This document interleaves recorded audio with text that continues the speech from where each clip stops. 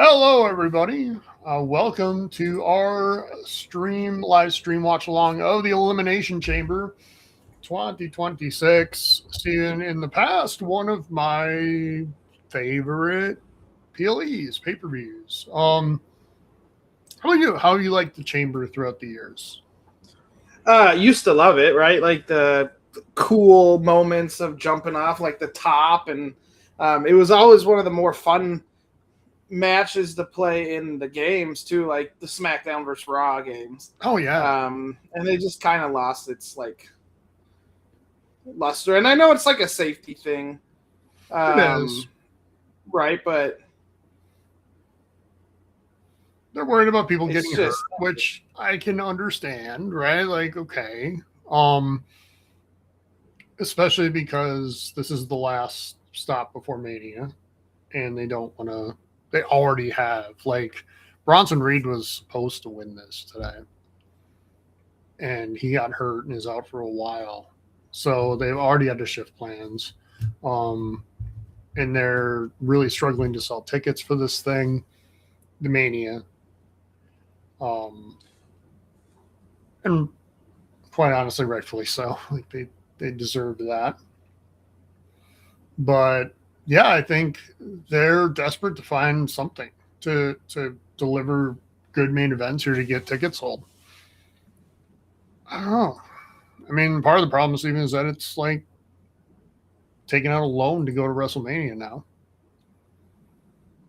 well, and that's what it is, right? Like even if let's say this is like the best we've seen in a long time.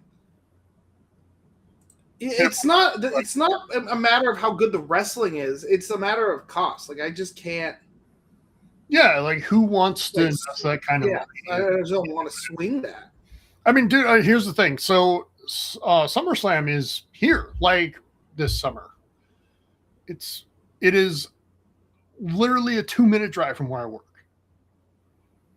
I haven't even looked to see because I know it's going to be priced out of range unless I want to sit like way up at the top, which I'd rather just sit here and watch it. I might though try to go to like one of the Fan Fest things because that would be kind of fun. But I don't know. We'll see. Anyway, today we have 4 matches, Steven. And, Trips heard the feedback, people, complaining that there were only 5 matches. And he was like, well, I got you. So now we have 4 most of the time. But anyway, let's walk through those. So we can do some predictions here. Okay. Let's start with the Women's Elimination Chamber match, which we might start the night with. I imagine we will. We have Tiffany Stratton, Rhea Ripley, Alexa Bliss, Asuka, Kiana James, and Raquel Rodriguez. What do you got?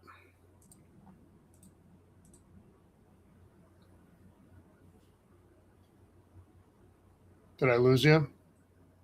Yeah, I'm back though. Okay. So Women's Chamber, Tiffany Stratton, Rhea Ripley, Alexa Bliss, Asuka, Kiana James, and Raquel Rodriguez. Who do you got? Mostly because I don't know what they're doing here. I'm just gonna go with Rhea because it feels like the safe bet. I just don't know. Like, who's facing Jade? Because Liv already called out Vicaire, so. Yep.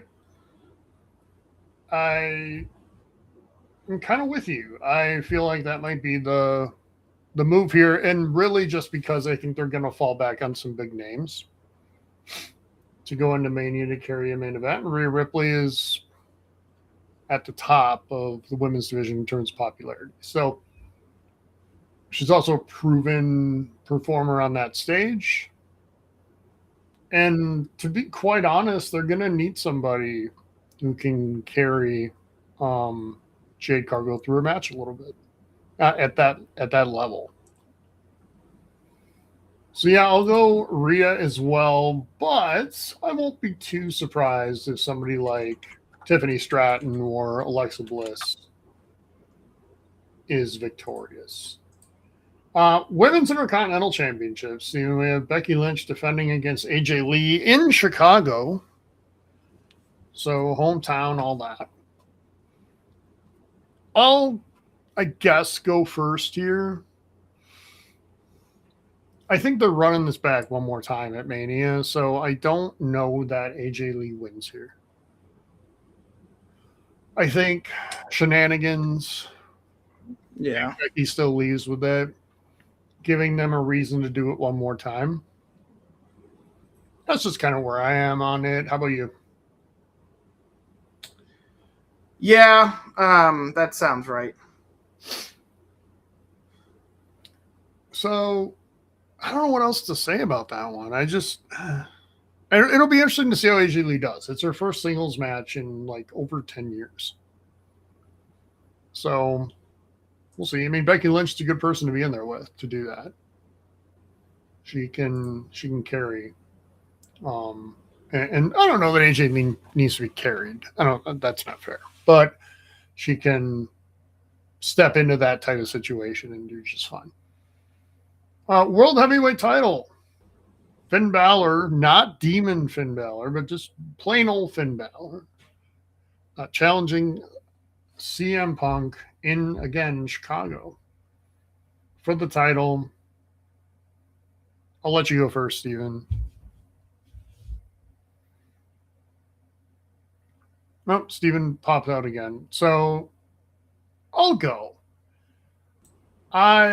Steven, have CM Punk in the world title match. I mean, yeah, there's no way Finn wins this. Roman already declared that he's facing CM Punk, so yeah, Finn Balor's here doing the Finn Balor role of, just coming to be a random challenger in a match where they need a title match and with somebody that just isn't going to win. So he's between him and Sami Zayn. I'm not sure who ends up having to do that more. If they had Kevin Owens still around, we'd have the trifecta of that. But yeah, I don't give Finn any chance here. And I don't think the betting markets do either. At last I checked, it's really, I don't even know if you can bet on this match because it's so out of control. And finally, the men's elimination chamber. Cody Rhodes, Randy Orton, LA Knight, Javon Evans, Trick Williams, and Jey Uso. Now, one of those people isn't in here because Logan Paul is in there now. So this is old. I don't know who's out and who's in at this point. I don't know who Logan Paul's replacing. My bad. Steven? I thought it was the big dude who got hurt again. Bronson Reed. 1, 2, 3, 4, 5, 6. Well, there's already 6 names here, and none of them are Logan Paul. So. Well, is it Bronson Reed or is it? Well, no, Bronson Reed's not even on this list. Who's on the list again? Cody Rhodes, Randy Orton, LA Knight, Javon Evans, Trick Williams, Jey Uso. Uso's out. Okay. There you go. So Logan Paul's in for Jey Uso. Thank you. I really want Trick Williams here, and it's not going to happen. It should, but it's going to be Cody Rhodes. How about you? Yeah, because we can't ever have anything different. It's just like Tyler, it feels like we've been watching the same product for 3 years now. I know, and that's what's frustrating. It took them no time at all to make Cody Rhodes way too oversaturated, Yeah. Learn from this a little bit, man. I don't know. Not everything needs to revolve around Cody Rhodes. And I get that he's great. Cool. There's a lot of other great talent too. Yeah. I feel like capitalism's ruined wrestling. Well, it's like WWE. Yeah. No, that's fair. But like you can see it's so much here because it's all short term booking and storytelling to like sell tickets for the next one, and there's no long term planning. Like, No. I mean, I know we have some young people like getting a little bit, but like every time it's a big thing, they're never involved. Like it would be awesome to have Drew against Trick Williams in Mania main event. It would, but it's not going to happen. It will not. Trick Williams is great, by the way. And this is where like I will give a shout out to AEW because I do feel like AEW is more willing to push younger talent, sometimes before they're ready, but they at least do it. So I'll give them some credit for that. But here I think we might just fall back to Cody again. I know there's a Jacob Fatu story here that might get played out as well. Okay.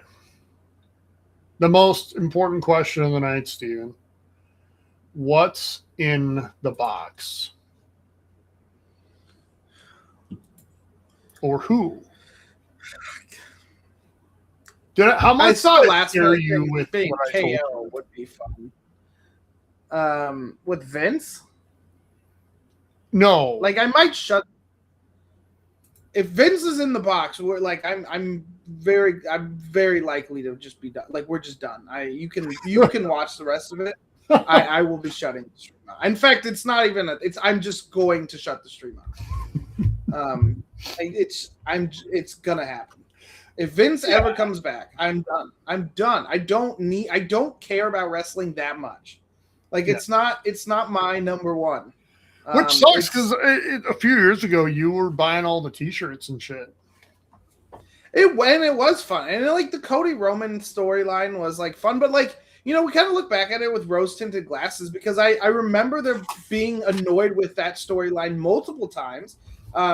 Early on, I got tired of it, like because Roman could never win clean, the whole bloodline. So and then like Sammy put some new life into it, and then. It was okay for the next year, but once, like, you just kind of knew Cody was going to take it off, and it was fun, and the end story, and it's been downhill ever since. And it's just been the same, like I said, it's been the same product since that day. It has been it's like, it feels like it's every pay-per-view is the same, every PLE is the same. Well, it is, because it's just, I don't care.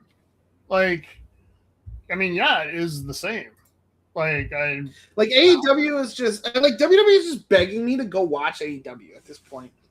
And I would if I didn't have to pay. Like I am like poor, so paying $30 for pay-per-views is like it's like even that's not crazy expensive, but it is for me. Sure. That's the only thing stopping me. Really. Well, I mean, you can watch most. Well, are you talking pay-per-views? Is that what you're talking about? Yeah. Okay. Because you can watch pretty much all of their weekly on, like, HBO Max. I know, but it's the pay-per-views that you watch wrestling. And there's more of them now. Remember, before it was like 4 a year. Yeah. And now there's definitely more than that. I don't know exactly how many, but there's definitely more than 4. So. Okay. I would love for it to be Chris Jericho. I have kind of given up hope on that. It's gonna be Danhausen, Tyler. Yeah, I think it's gonna be Danhausen. Which would be so dumb. Do you say so dumb? Yeah. I don't know. Like, it would be very dumb. I don't even not like Danhausen. I just think I don't know. I don't know how much they've been pushing this on weekly television because I haven't watched enough that we've been talking about it.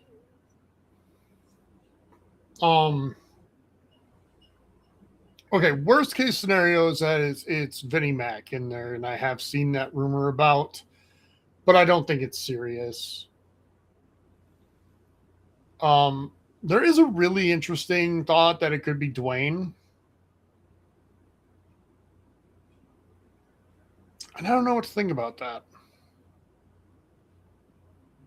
I don't like that. Because are we just going to have him come in and do his final boss shtick till Mania and then be gone again? Because that's exactly what would happen. And that's the problem, right? Like, all we think about is last year, where he did that and then didn't show up again. So, well, 1 year ago, like, he was involved in one of the greatest moments in wrestling history, in my opinion. yeah. Like, shocking moments, at least.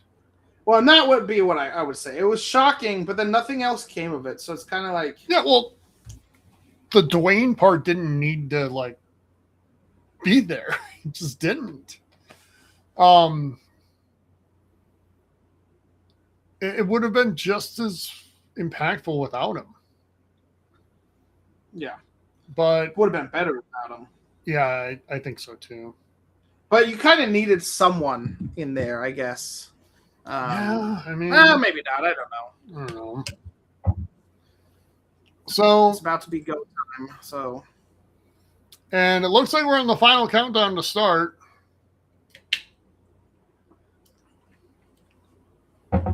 Is Pat here?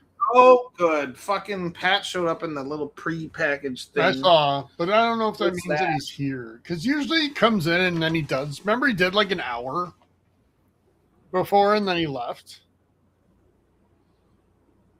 So I don't know if that's what we're going to get again. I hope not. I prefer Wade. Wade's actually like really good on Mike. Wade's big fan fantastic. of him.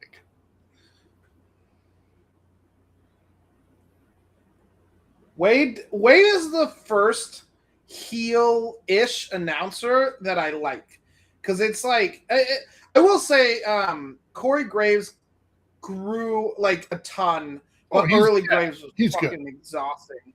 It reminded me of Jerry Lawler from back in the day. But like I like Wade because he kind of is almost like devil's advocate heel announcer, not just like I'm rooting for the heel because I'm the heel announcer.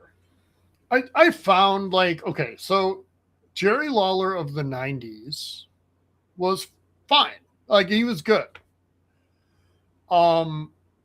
Jerry Lawler of the 2010s doing the same thing. Not as when I rewatched 98, I still found him to be a little much. Yeah, but you're watching that through 2025, 2026 glasses. I get it. So I mean, I watched stuff that they did in the Attitude Era, and a lot of it now is really cringe worthy. Yeah. Did you see the first WWE pay-per-view I'm not having Wingstop for in a long time? Wow. Yeah. Did you just get the notice that I got? No. Okay, good. I'm glad. What notice did you get? I got a notice that they detected that I'm using a VPN. I thought you had ESPN Plus. I do. I was trying to do Netflix so we'd be more lined up.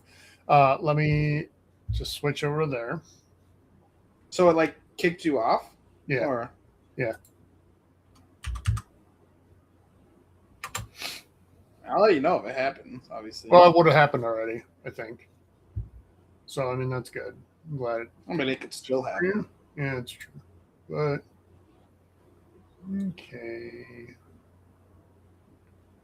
No,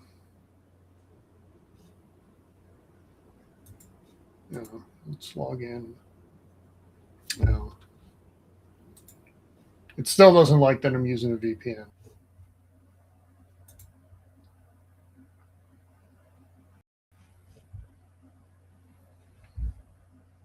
Sorry if you all lost me there for a sec. Far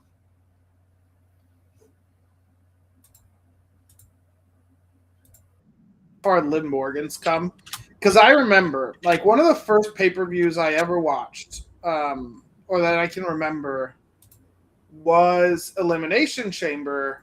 And when I say like when I got back into wrestling, like in 2020. I think I rewatched it to get ready for Mania, or I watched it to get ready for. I don't know exactly, or maybe we started. I don't remember when exactly we got back into But I definitely remember, and Shayna Baszler ran Riot. And she ran through the Riot Squad because I remember all three of them were in there. And she crushed Liv Morgan, and she crushed Sarah Logan, and she crushed Ruby Riot. And I think the Riot Squad had already broken up or at that point, or were about to. I don't remember. But Liv Morgan did not look good. Now I'm back watching through via Disney. Oh, you didn't Plus. hear anything I just said. No, I got you. I heard you. I was just letting you carry it for a sec while I, figured all this out.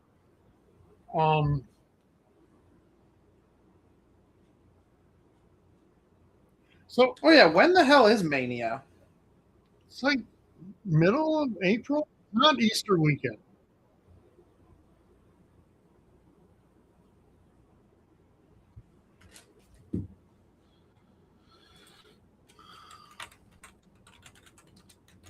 But I don't know that you're going to do that. 18th, 19th. I guess I'll try not to make any. You'll try not to leave that open?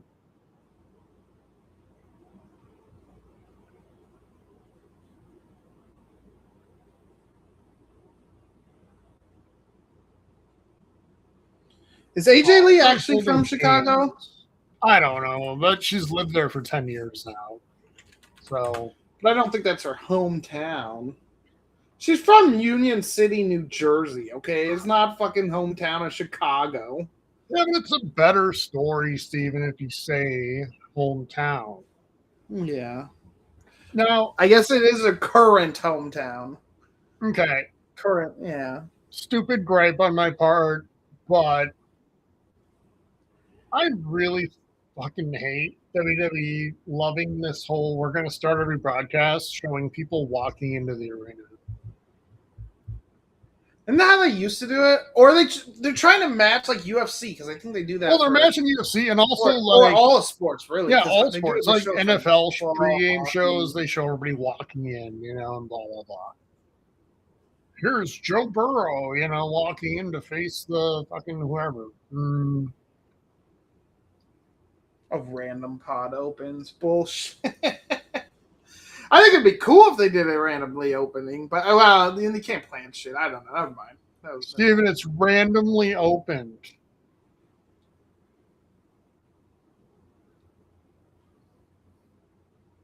I think they hate Elimination Chamber mostly because you can't have as many ads on the ring during these matches.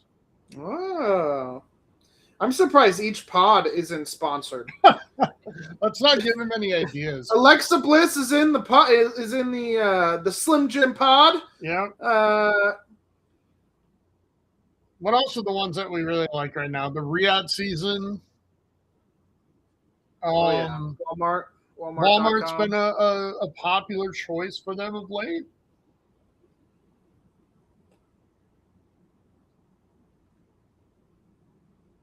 So, has Alexa Bliss and Charlotte Flair broken up yet? Is that a thing that's happened? Have Alexa and Charlotte broken up? I don't know. I feel bad for not knowing, but I don't. Question for you though. So Alexa had Lily, or Lily, right? Not Lilith. Yeah, Lily. Lily. I have Annabelle here next to the screen. Is Annabelle or Lily creepier? And Annabelle. Okay. Mostly because of the movies. Like, if it wasn't the movies and the lore attached to it, like, I don't know. Lily might actually be the creepier doll. But, like, it's attached to this, and Lily did a Capital One Visa commercial. So, True. Like, I can't forget that. It might not have been Capital One, but it was definitely. I think it was Capital One, actually. I think you're right. It was definitely a credit card.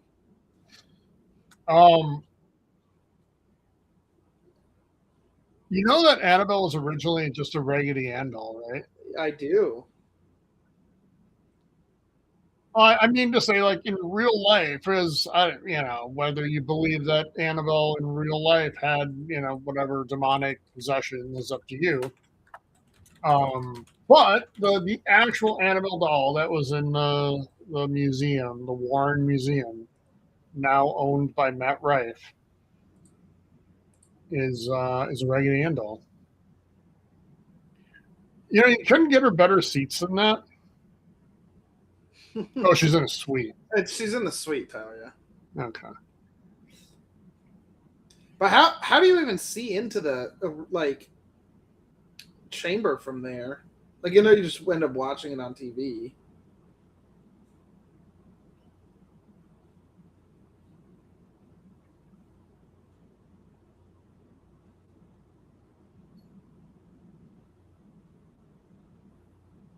Does she even watch? I mean, because they had to have her for that shot.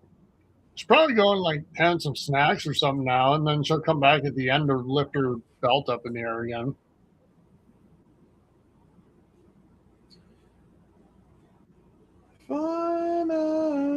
Years away. I'm glad they went back to this song. Oh yeah.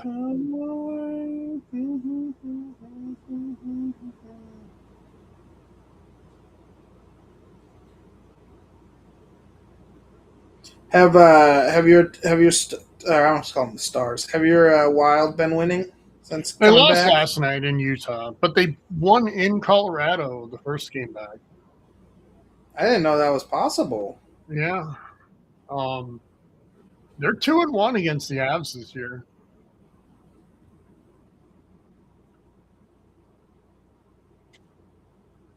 I don't mind that matchup, actually. Like, I don't want it because you're stupid if you want the Avalanche, but Yeah.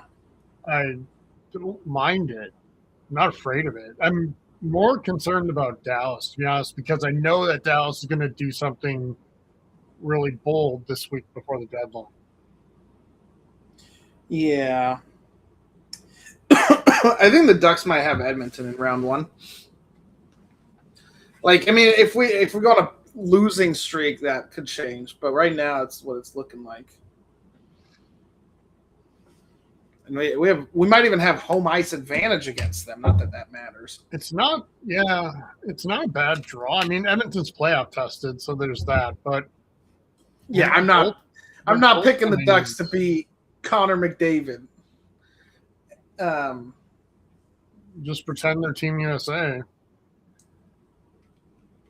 That's true. We would have bet the better goaltending. That matters a lot in the playoffs. So our defense has been so terrible this year. Like, I mean, they've gotten better. They right before they had a big losing streak like in December or January, one of the two. But then they went on a tear. Like, they were like 9-1 going into the Olympic break. So they kind of but no one really commented on it. Like, I know, like, in the power rankings, we dropped way down to like 18th and then didn't really move back up.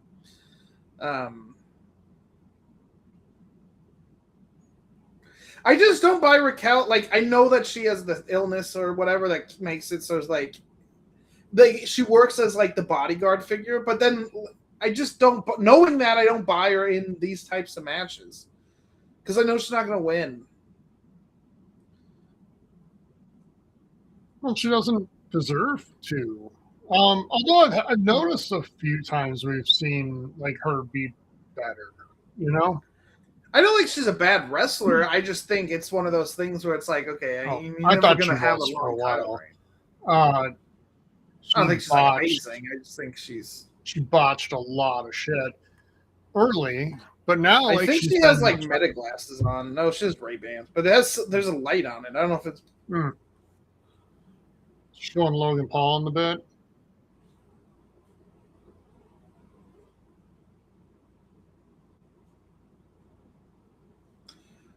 So boring. I eat sleep cream of demons in my sleep. Rawr! Don't be negative on my girl, Steven.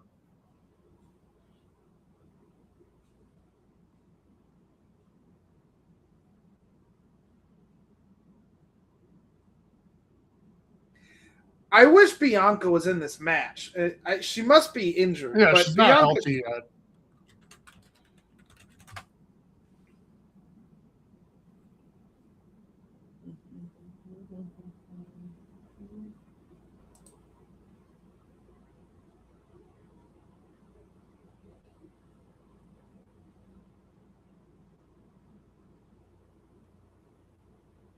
Oh, that even makes me think more now that she's going to win this. What? That she and Asuka just lost the Tag Team Championship last night. Hmm.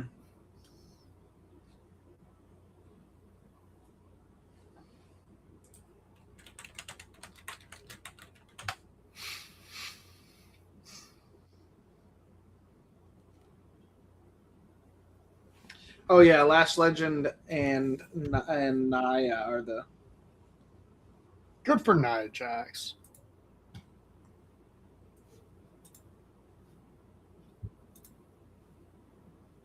Well, I had a good year last year, the year before, holding the belt. Oh, she had a fantastic year. Has Money in the Bank been cashed in for both? Yes.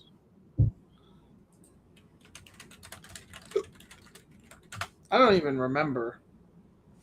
Oh yeah, it was Jade. Seth.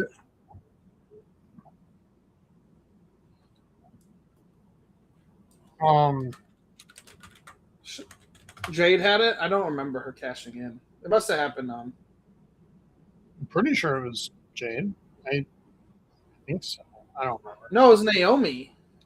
Oh right? Yeah, that's right. That's right. You're right. Right. And then she beat someone. Well, she won, and then she, had to leave. God, I forgot about Naomi. Yeah. 2025 was a little bit busy for me, but wrestling just wasn't that interesting outside of a couple There's things. Also that. I mean, I didn't even watch Cena's retirement match. I didn't either, but I don't know that I'm necessarily missing a lot there. It's that was the one where I knew what was going to happen. A little surprising that he tapped.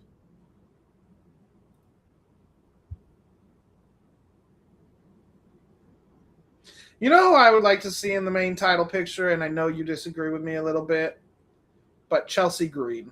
I'm okay with Chelsea Green is a very good. I think she's a good wrestler, and I think she's a great character. But I worry they shoehorned her into that comedic mid card role, and she's never gonna get out of it. I don't know about that because Dom was there for a long time, and now he is slowly becoming much more of a serious, that's true, contender. You can do it, but it's got to be done over the course of probably a year, not And I worry about whether they have that type of patience still,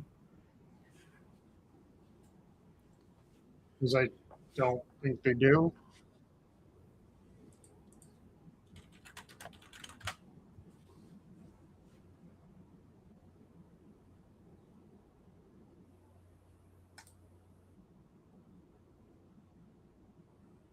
I'll be right back. I have to grab my beverage before this begins. Yeah.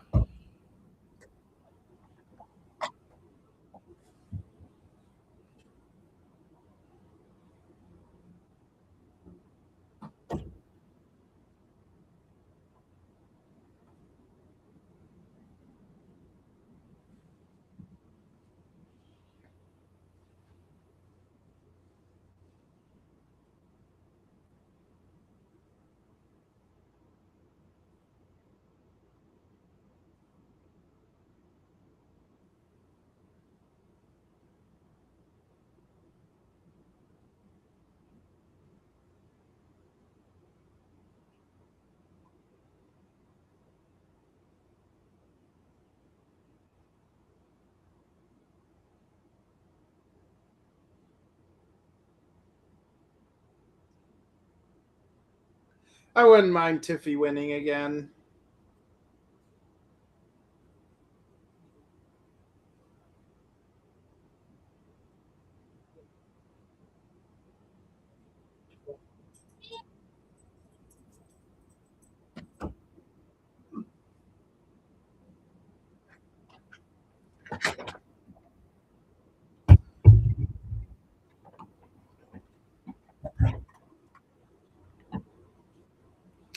I would not mind Tiffy winning. Also, I love her hair.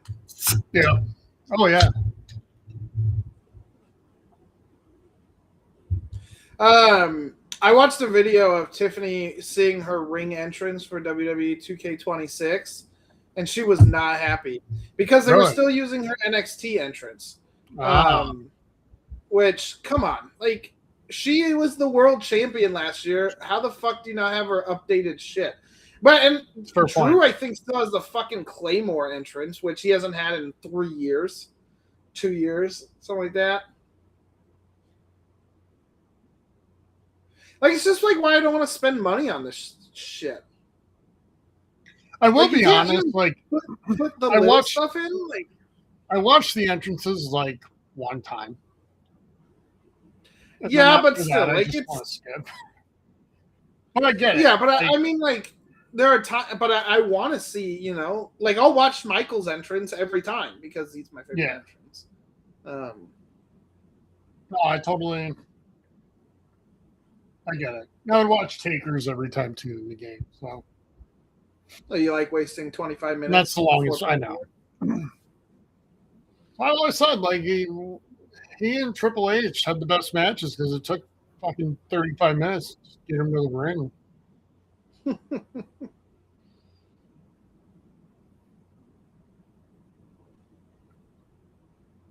you feel like one new wrestler's like good enough in this event? I mean, I guess Raquel kind of counts, so maybe two. But like the men's, I feel like is pretty good mix of like newer and older. I miss old school Elimination Chamber, and you kind of touched on it in the pre-show. But back when it was like you had some athleticism in there and people that really wanted to take some chances. I'm thinking back to, like, I don't know, Rob Van Dam in there. He was insane. Oh yeah. I know, like, Hell in a Cell is like the most brutal, but I actually never thought that. I thought Elimination Chamber was, because I'm like, you have the steel chains, you have what used to be steel floor. People would climb up. Those fucking pods were also seemed pretty dangerous, and they used to be used as a weapon. Like, I just thought it was always more like, I would much rather watch like old Elimination Chamber versus like old Hell in a Cell. Outside of the old ones, because they didn't have the rubberized mat on the outside, you know, and the chains were not that, like, you know, rubber. Yeah, the rubber covered. Yeah. Yeah. And again, I get the safety bit, but also, like, you just lose something with it. Like, you're gonna have to. I don't know. Come up with something different then. I mean, I don't want to sound like our moronic president who goes on about kickoffs in football every couple of weeks. Mad that they're not, you know, throwing themselves into each other at concussive speeds.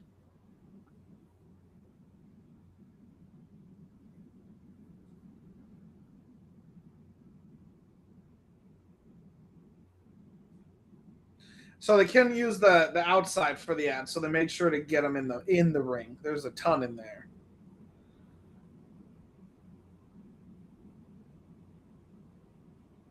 There are quite a few in the ring. Kiana James is not really endearing herself to me so far. I don't know. Her character, it's not even the wrestling, it's the character, like the I'm so tough. I don't know. I don't like it. Generic pro wrestler. You know what it feels like? It feels like a created wrestler in the middle with all the others, like in WWE. Yeah.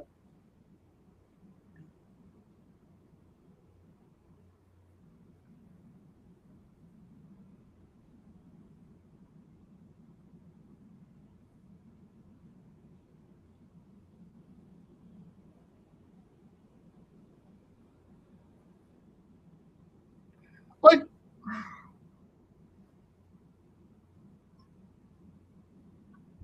I I think about a wrestler like China, right? Yeah. And China would never sit there and like point and laugh like that. China would just still sit there like, I don't give a shit. What do y'all do? When I get let out of here, I'm going to beat the shit out of all of you. You know? And if her character was more like that, I think I would buy in a lot more.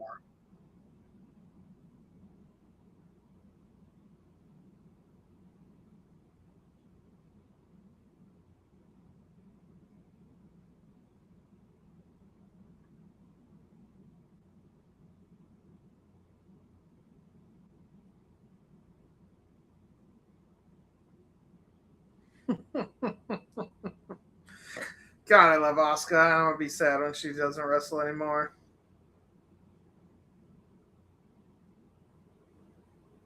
I'd love to see Asuka with the belt one more time. Me too. I don't know if she will, but I could see her with a mid-card belt, though. It sucks though because her she was like Drew, where like the belt was during the COVID era. Yeah.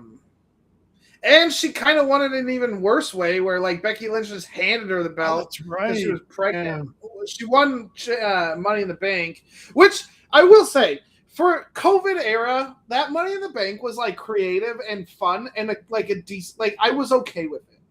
Me too. Minus the Vince humor of like Otis. Yeah, or the Paul Heyman Otis food bit. Yeah. But like the overall, the match was like a cool idea. No, fantastic. Like whoever came up with that, gold star for you.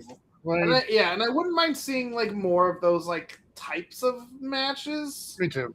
Once in a while. I mean, I know like it's hard because you like the audience can't watch it. Yeah. But I guess you could have something where they like fight through the arena. But you know what they can do though is when they did halftime heat during the Super Bowl, it was brilliant. They wrestled a match at halftime. It was The Rock and Mankind. It was for the title. Like at the Super Bowl? No, it was in an empty arena. It was all pre-filmed and whatnot. Right? But they just had a match on, and you could go watch that match if you wanted to watch that instead of the Super Bowl halftime show. And I think that you could do something like what we saw with Money in the Bank, like during that window, and it would be better than needing to have like some weird politically driven halftime show of your own. Yeah. But I mean, the halftime show wasn't the halftime show for a long time. Like, it was late '90s though, so it was kind of there. Like, Michael Jackson had already done it, and okay, so it wasn't. Yeah. I feel like when MJ did it, that was when it became like this massive thing. You gotta go see that movie, by the way. Which one? The Michael Jackson movie. It actually looks really good. Oh, probably not. I might watch it at home, but I won't go to the theaters.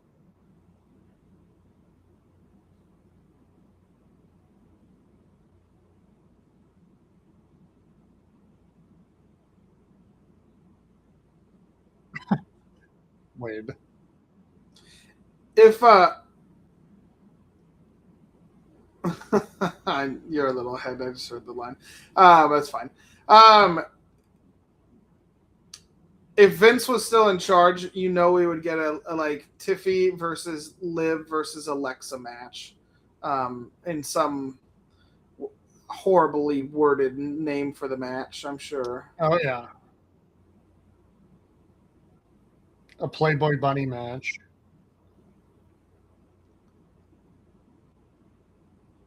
Do you remember, like, when you watched old Attitude Era shit? Do you remember all the times that they had the like women's wrestlers come out and show off their Playboy cover?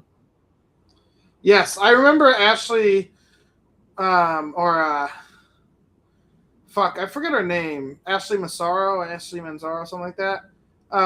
Coming down, and it was a whole thing, and then like she came out with no top on, and she had the Playboy Bunny like paint or stickers covering her nipples. Mm-hmm. So yes, I do remember that. Or the what was it, the swimsuit competition at the Royal Rumble in 2000 where Mae Young like whipped out her breast I missed that one. for everyone. So I saw it live, Steven, before the editors got to it to blur it for streaming. Some Mae Young's boobs. I did. Something, man.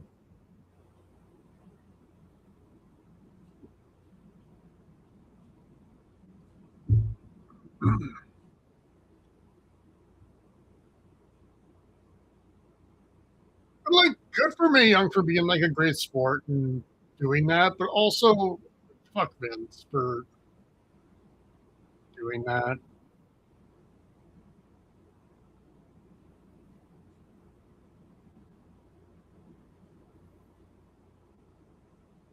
Thank God they're not doing the bloody anymore. That shit annoyed me. Bria Bloody Ripley. Well, the night is young, Steven.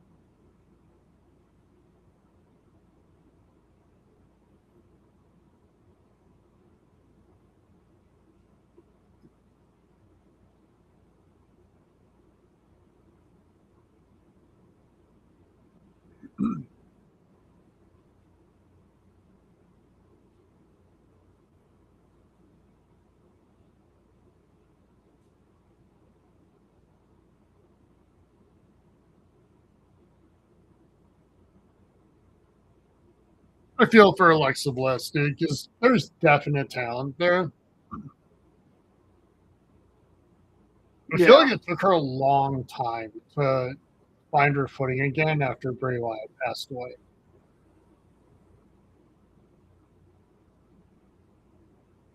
Yeah. And then she got hurt and whatever.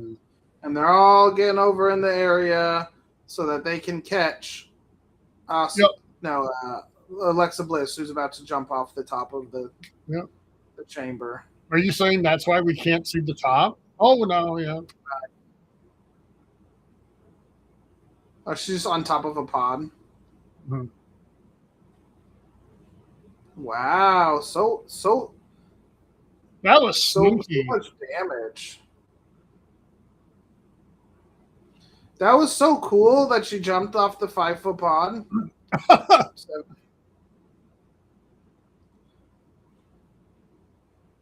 Like, I just remember, like, Rey Mysterio climbing to the very top, or was it Rob Van Dam? Both of them.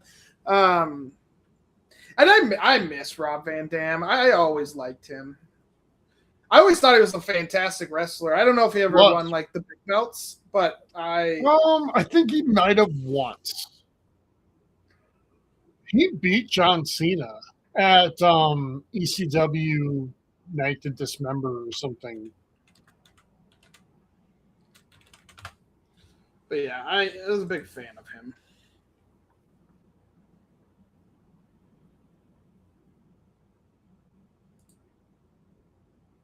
So why isn't she hitting everyone in the face with the mist? Yeah. And it'd be better if the mist was like the Stephen King mist, where are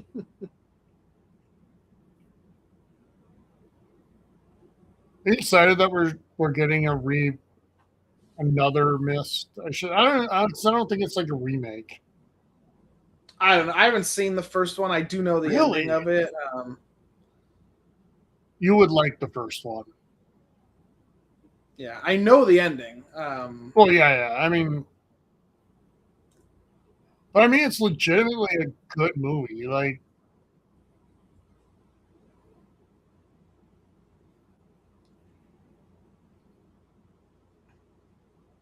it's really interesting to look at how people kind of deal with crisis situations, you know? Yeah.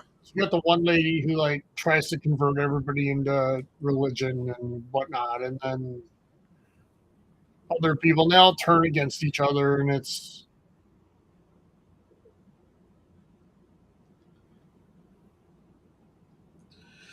like, okay, is Raquel really the scariest of the four in there? Like in wrestling universe, like I know Raquel's strong.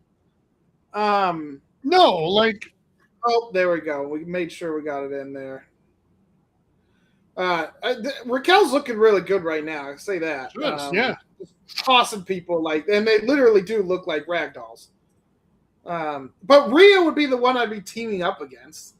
right.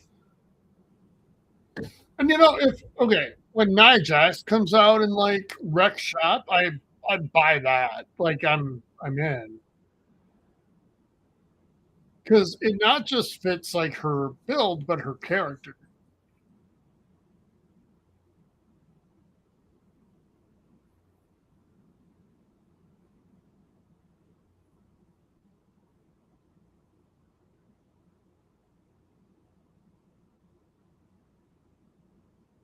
This has been a decent elimination chamber. Yeah, I mean it's been fine. But just part of that is because you just have good wrestlers in there. In Asuka, Tiffy, Rhea, Alexa. Part of the problem is the better the names are, the safer the match generally is, right? And we lose some of those moments. Because remember, too, we took the biggest bumps in the men's match like a couple of years ago was Austin Theory, right? Oh, that was cool. That was cool. Remember when Bork Laser beat him and Bork took all the selfies next to Austin, like passed out? Yeah. That was funny. That was prior to us, you know, fully knowing about Bork. That wasn't that cool of a move. It was not. Wow.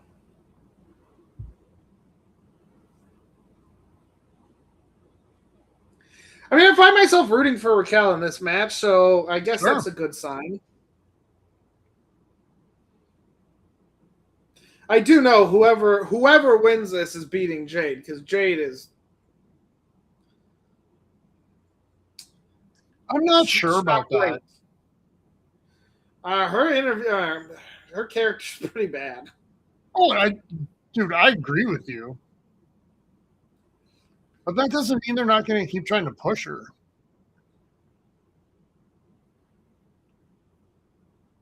Because all they care about is whether or not the money and ratings stay where they want them to be.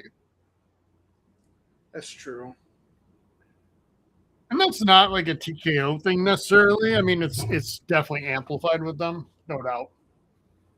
But remember, I mean, Jinder Mahal was made champion just to like get into the market in India. Grow India, yeah.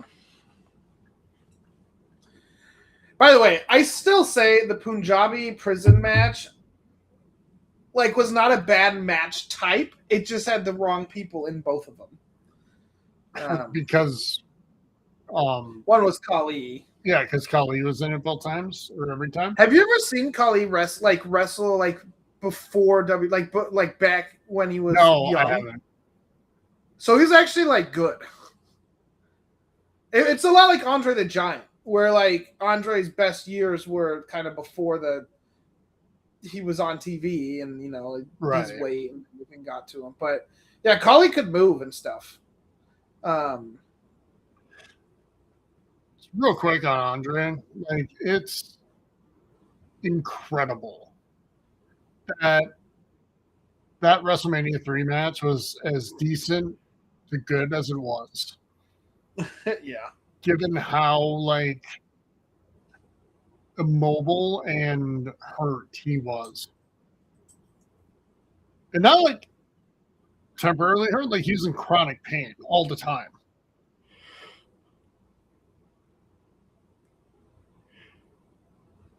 Probably why I drank so much. Oh, it is.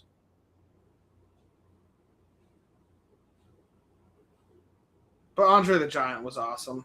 He was, and So cool. like from all accounts too, just like a super nice human being. Nice guy, yeah. The stories I heard about him on like Princess Bride were just amazing. Mm-hmm. You know, though, like I find most people that I've heard of or know of that are like giants like that they're like sweethearts, you know? Yeah.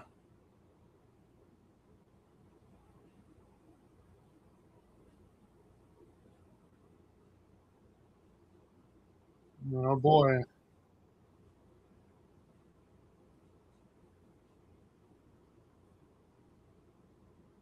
Okay, so far we haven't seen my biggest pet peeve in these matches.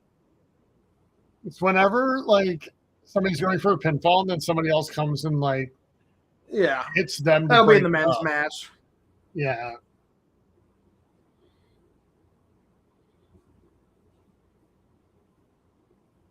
Surprised we're not getting Bork in that match. Is Rhea faking that, or do you think that hurt that bad? Oh no, she's selling. Because she had to buy time for the pinfall. Oh, great. Well, now we're getting the ads in from the announcers. Oh, yeah. Because he was just talking about Dash Pass and DoorDash. Yeah.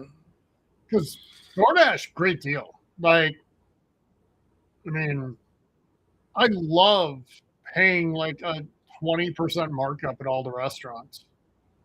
Yeah, on top of having a plus the delivery fee, whatever. and then still needing to tip. Yeah.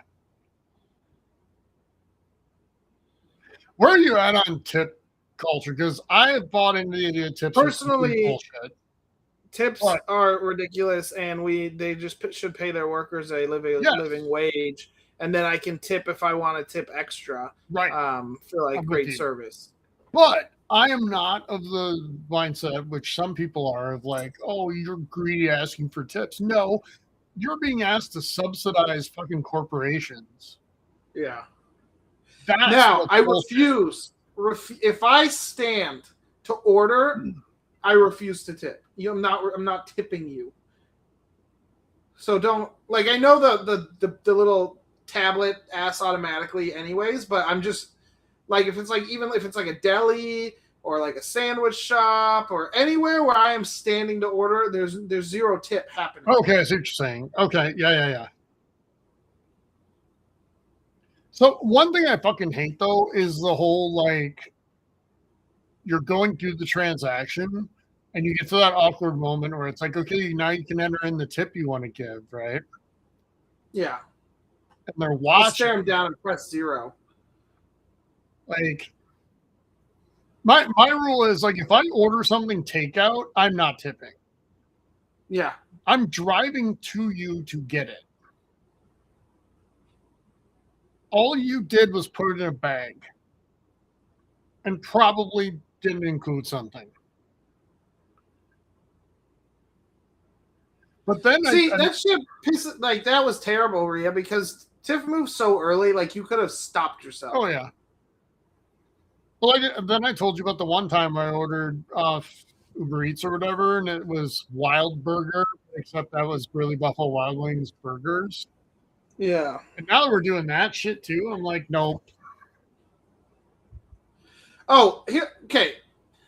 My other favorite thing wrestling wise is Tiffany just did a swanton. Which, what is the difference between that and the prettiest moonsault ever? I mean, besides being like different moves, like how is the prettiest moonsault ever like more damaging? Because she does it. Wow, shocking.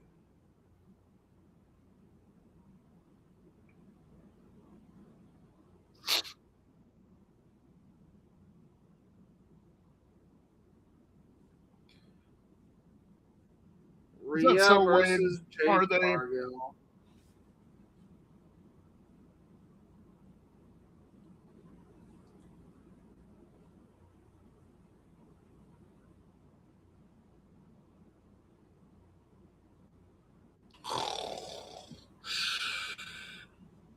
Steven, you knew this was going to happen. Like, I know. Okay, in that match, who else, not just for you personally, but overall, is legitimately like a draw? Yeah, I mean, Alexa Bliss, maybe. Are you really going to count on like an Alexa Bliss? Yeah, it's Cargill yeah for match Mania. It's.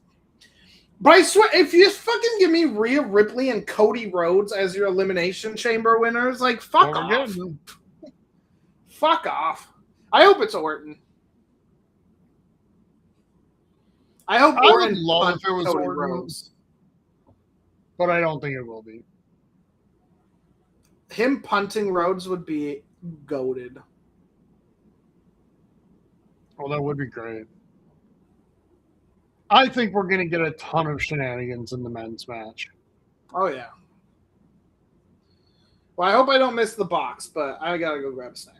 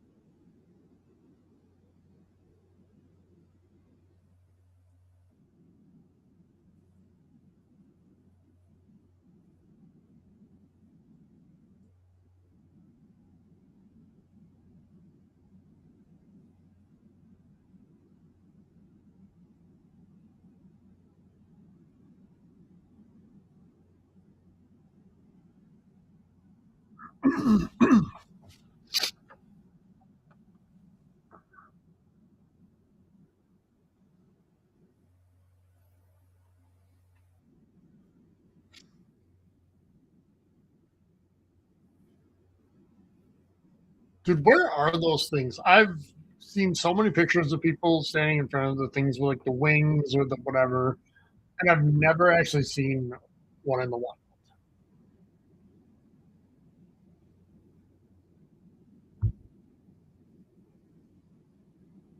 Granted, I'm in Minneapolis, so they've all probably have bullet holes in them from ice, but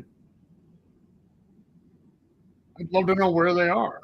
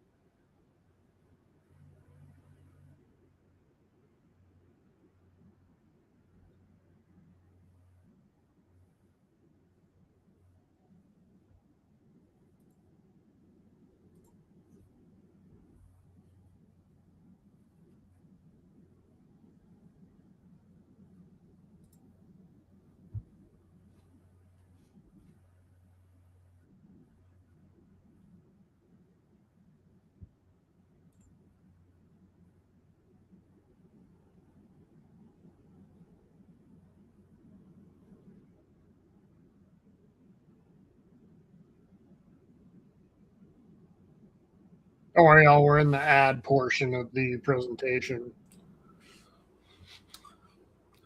I'm back.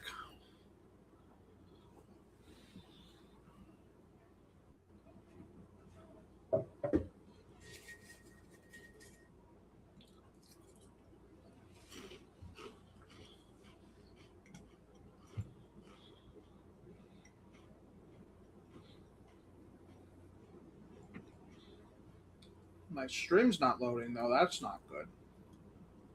Oh, you're missing all the ads, Steven.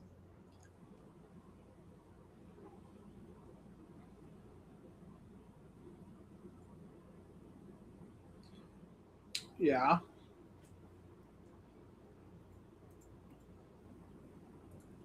So I had to go to a conference. Oddly enough, in St. Cloud in like a month and a half, and I'm going to be on a panel there, Steven, Oh, yeah. about using AI in the workplace, and I'm not quite sure how to approach this because, like I just talked about with you out there about my thoughts about doing like movie reviews, game reviews, whatever, not bringing your whatever into that. I have my definite thoughts about AI, right? Mm-hmm. But that's not really what they're looking for here. What do they want? I think they want like ways that it can be responsibly used in, these types of roles. And I think there are some ways. I have used it a time or two for some things. Like, I think what I'm going to focus on is like anything from like the standpoint of what I do, anything that you do creatively, from building content, researching content, whatever, should be done by you. Yes. And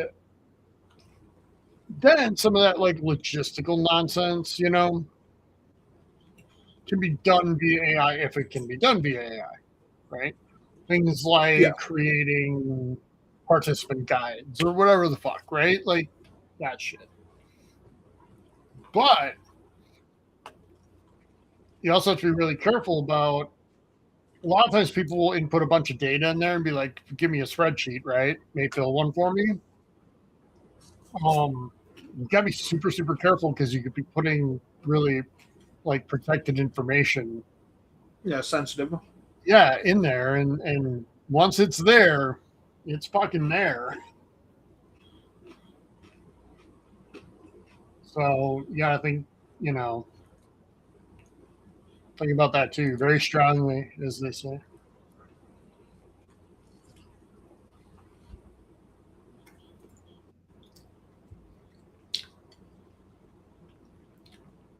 Are we getting the two women's matches back to back? We are.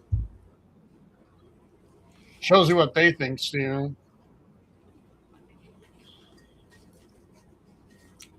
That's how you know Vince is in the box.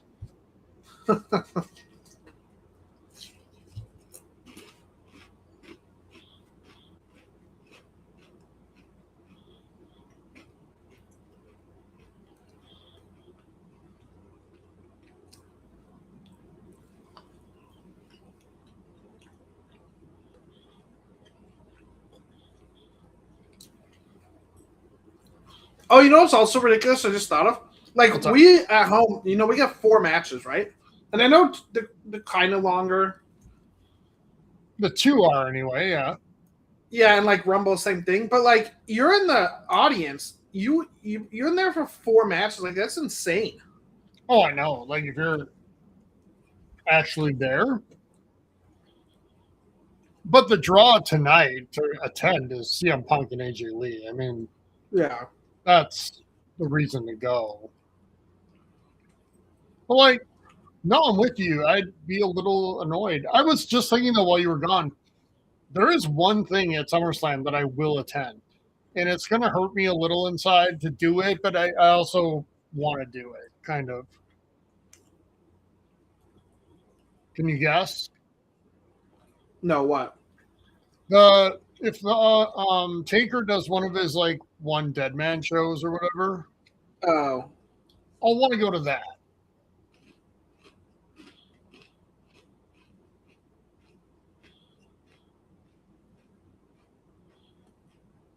What, Charlie? You want to go too?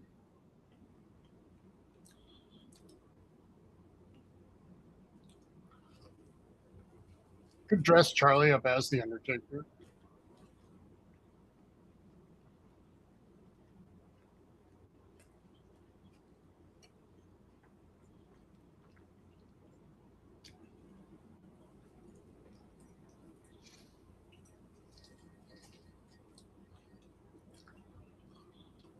Are you going to tackle another Dark Tower next, or are you taking a break from yeah. that?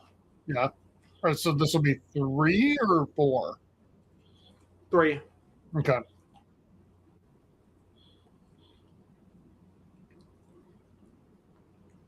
I am envious because now you're into the 2 that I think are the best 2. And then the 5th one I think is the most interesting one. Which one's the 5th? Wolves of the Calla.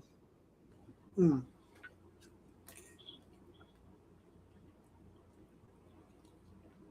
I mean, there's a lot of cool shit going for it. I do think it's awesome to see the group, the quartet being the quartet, like going and helping people, doing one thing, right? Kind of like Roland's old one used to do. So seeing that one time before we move into the end game is pretty fun. But then we really start accelerating towards the end game in that, and there's one development in it, Stephen, and you'll know what it is when you see it. That is going to. It was very clearly the reason that the book is very divisive with fans. Mm. But I also totally get why King did it.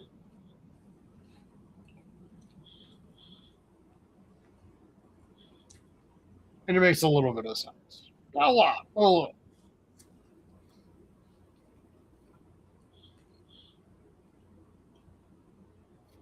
I feel like, I like Lynch's fit.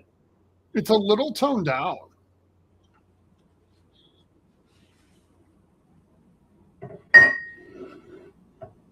Is she going more professional just because she's the champ now, or?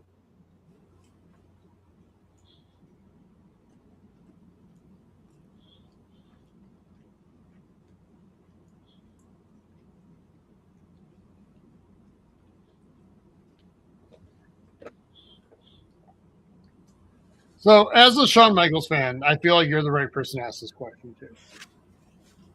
Do you feel like there's a time when your character, in your heyday, you were like the young, crazy, whatever, and your song and shtick represented that? Do you feel like there's a time, maybe in your, I don't know, 40s, when maybe that's weird? Yes. I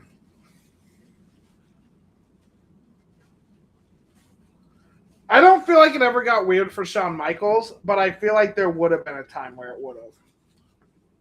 I mean, he wrestled into his mid to late 40s. Yeah, but I think he was still a sexy boy in his mid 40s. But he incorporated the whole Jeebus thing, right? He incorporated the praying and that stuff, and the WrestleMania 25 entrance is fantastic, where he like comes down from the heavens, in all white. Everything about that match is just fucking perfection. It really is. Oh, they didn't say Chicago, Steven.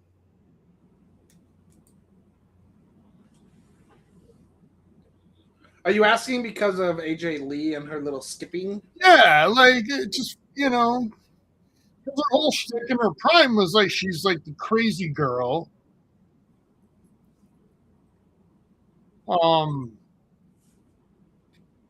And it was great. But now you're in your 40s, and I'm like, yeah, I don't know. Like, do any of your interviews actually support that, or anything like that? Are you in that character any other time? But I don't care that much, so it's like whatever. I'm not going to nitpick, but it's just I don't know.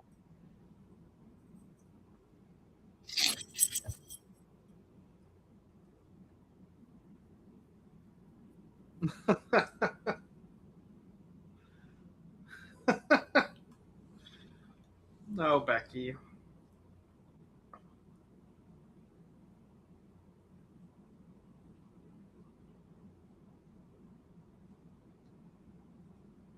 I am bummed. I'm not going to lie. I'm bummed out that we're in the part of the careers for like Becky Lynch and, Charlotte, et cetera, where they have a run, but then they take a lot of time off, and then. Yeah.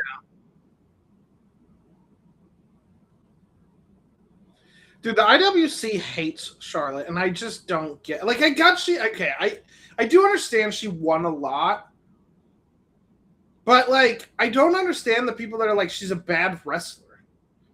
Like, I just think you're like an idiot.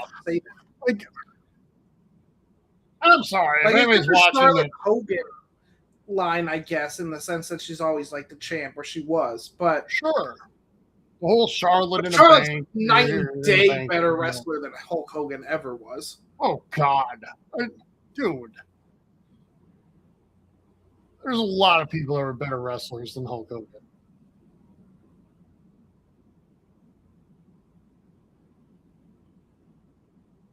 Hulk Hogan's had one match ever where I was like, "Damn, dude, you fucking carried that and were great." And that was WrestleMania 6 against the Ultimate Warrior.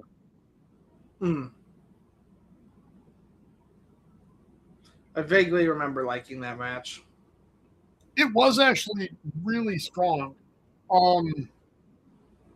The one match I like way better than you was the one that had the LT in it. Oh yeah. I mean, I thought the match was fine. I get it being the main event of Mania being a little disappointing. But I think that's what did it for me. If it had been like second to last match, or first that match, all right. But it's not even like an LT thing or even a Hogan thing, a little bit of Hogan thing, but it's just this thing of like, I feel like wrestlers that deserved main events didn't get main events because he always went for like a spectacle there, Yeah. And all right, question for you. Yeah. Cody Rhodes wins tonight. Yep. Who's the main event of WrestleMania? Well, it's night 1, night 2, right? So or you mean the night 2? Right, but like night 2 is the main event. I think it should be Punk Reigns. That I really think it should. I think it will be. Because I think Roman's going to beat him. And I'm okay with that. I think it will. As a Punk fan, I'm fine with that. Which is why I think it shouldn't be Rhodes winning tonight. Yeah. But if that match does get turned into a triple threat like it's been rumored, then that match will definitely be night 1. If it's a triple threat, then I kind of feel like Drew's going to retain. Yeah, I would agree. I think he'd pin Fatu. If it's 1-on-1, I still think he should retain. I think he should, but I don't think he will.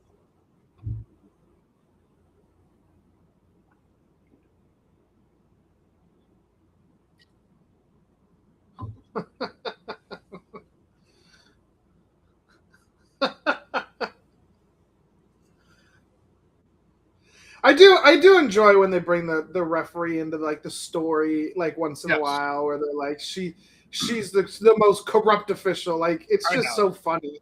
And they don't overdo it. Like if they did it every single fucking match, it'd be exhausting. But my favorite referee bit of all time is still Charles Robinson doing the fucking like mile-long sprint to the mile run, yeah, and then finding ways to repeat that later.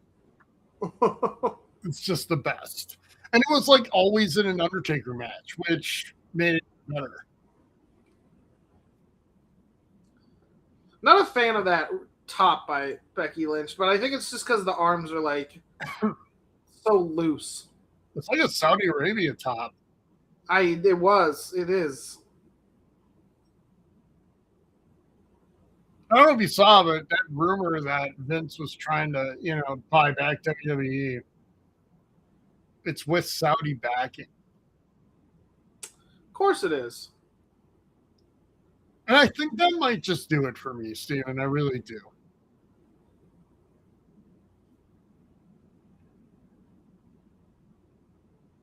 Because somehow that's actually worse than what we have now. I wasn't sure that was a thing that could happen. But now I'm worried about, Skydance Paramount getting Warner Brothers Discovery because AEW. Oh, yeah. I have a feeling there won't be any more Fuck Ice chants allowed to be aired.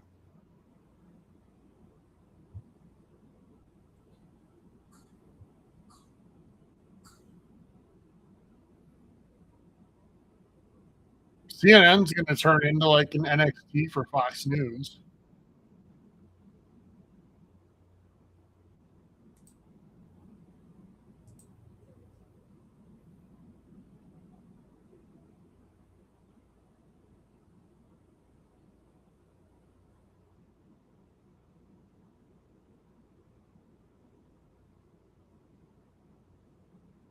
But no, back to what you were saying before. You're right. The whole Charlotte debate, like, come on. Like, watch her matches objectively. She's fucking amazing. And not just like being a money performer in big matches, but she elevates the person she's in the ring with almost all the time. Yeah. It's like how, okay, so I don't want to bring it back to Scream 7, but I just saw it. I liked it, so whatever. There's a lot of people in comments on the channel that are like, oh, it's tired and they're just milking it at this point and whatever. And I mean, sure, it's a fucking movie franchise. Guess what? Welcome to Hollywood. But the movie did over $60 million between preview night and Friday. And it's the highest opening for any film ever in the series. So guess what? People want to see it.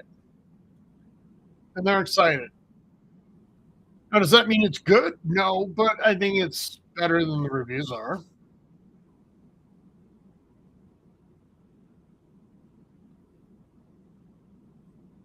Yeah.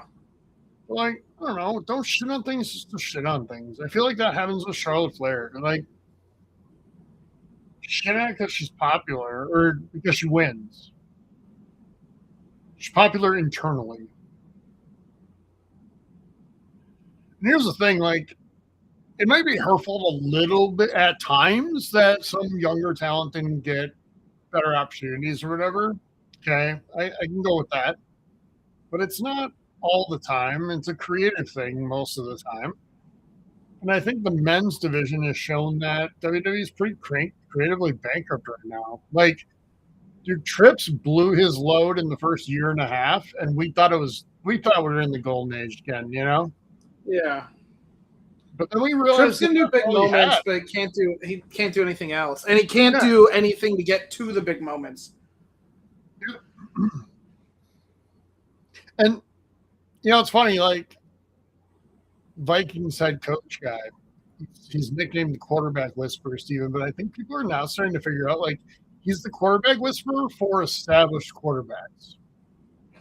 Yeah. Not for rookies. And I feel like that's Trips. Trips can take a maybe, but Trips did well with and build a story, NXT. So let's not ignore that. I said Trips did well with NXT. He did, but that's his focus though was simply just building, right? Talent. Now his focus is making money. And I feel like that changes a lot. Because look at when he talks now. When he talks about most successful WrestleMania ever, it's in terms of dollars. Yeah. And attendance. And it's always that, because that's what TKO cares about. So yeah, you're right. In NXT, he did a fantastic job with that, but that was his focus and that was his number one. I don't know that it is anymore. And that actually makes me more mad now that you bring that up. Because now I know he can. Yeah. He doesn't.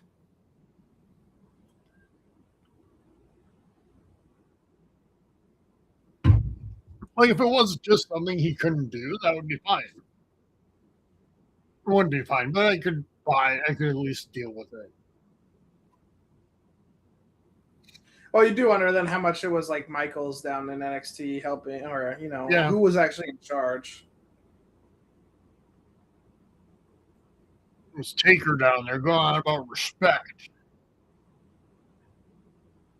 That shit annoys me so fucking much.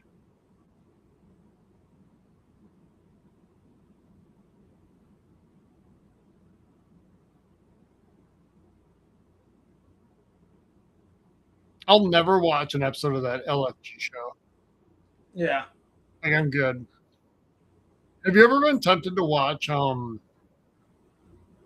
shit, what's that behind the scenes show that they have on Netflix now? No. The Wrestling Unbound or Wrestling something or whatever it is. Is this when Becky does something illegal? Probably. I think so, yeah. And I love Wade Barrett so much.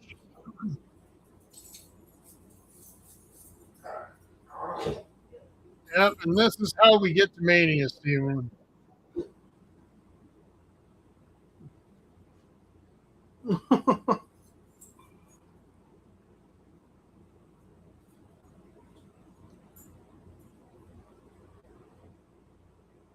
Here's a question. Do you think behind the scenes they know that Wade Barrett's like the MVP of broadcasting for them? But Pat McAfee's such a fucking name, and they pay him so much that they have to fucking put him in that spot whenever he wants to show up. Yeah. Oh, they have to be aware. Like, if they're honest with themselves, they have to know that. Like, I'm sorry, but Wade Barrett is so much fucking better than Pat McAfee. And that's not even the bias coming through.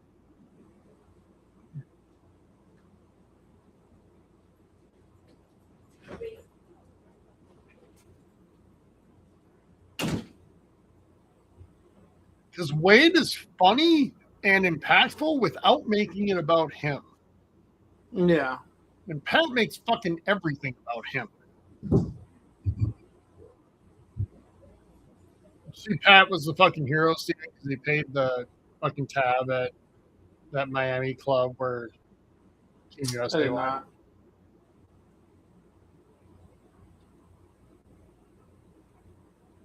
I did notice, however, that he didn't pay the tab for the women's team.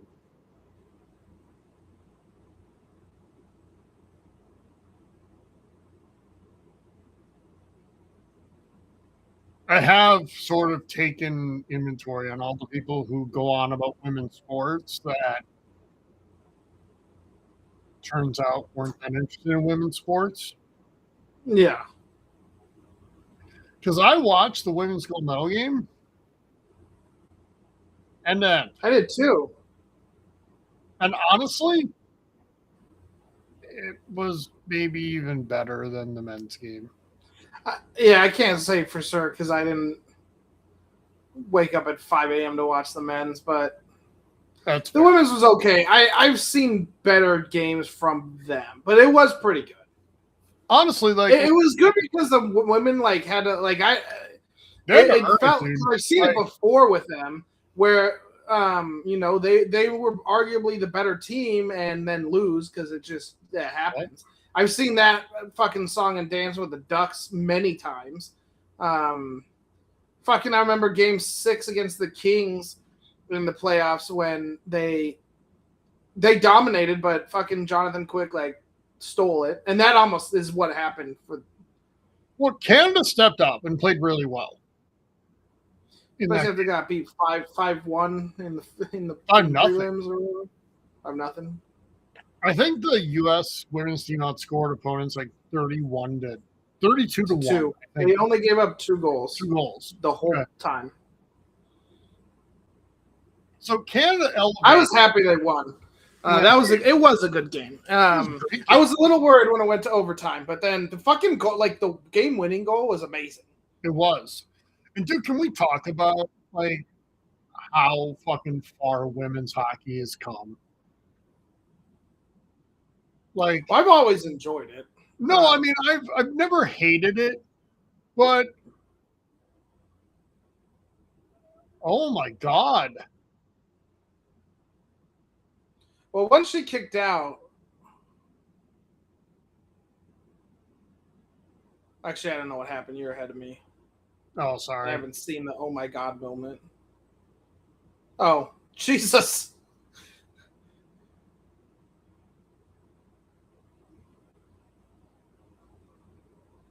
Oh. Good for her, man. Like I didn't see that. I didn't see this one coming, so. Does that mean Finn Balor is going to win too? It does not. Spoiler. I guess it's the first, like, or the only shock of the night. Well, I guess it could be one in the men's. I really hope there is, but I don't see it. It's going to be that, dude. It's going to be the ref getting involved and the whole, yeah. I'm going to pause for a couple seconds so I'm kind of on pace with you a little more. Once she kicked out of the manhandle slam, though, I knew that she was winning because why wouldn't you? That was actually a really strong match. Not 5 stars or anything, or like 8 stars in Meltzer land, but of course it's not 8 stars. It's not an AEW, but.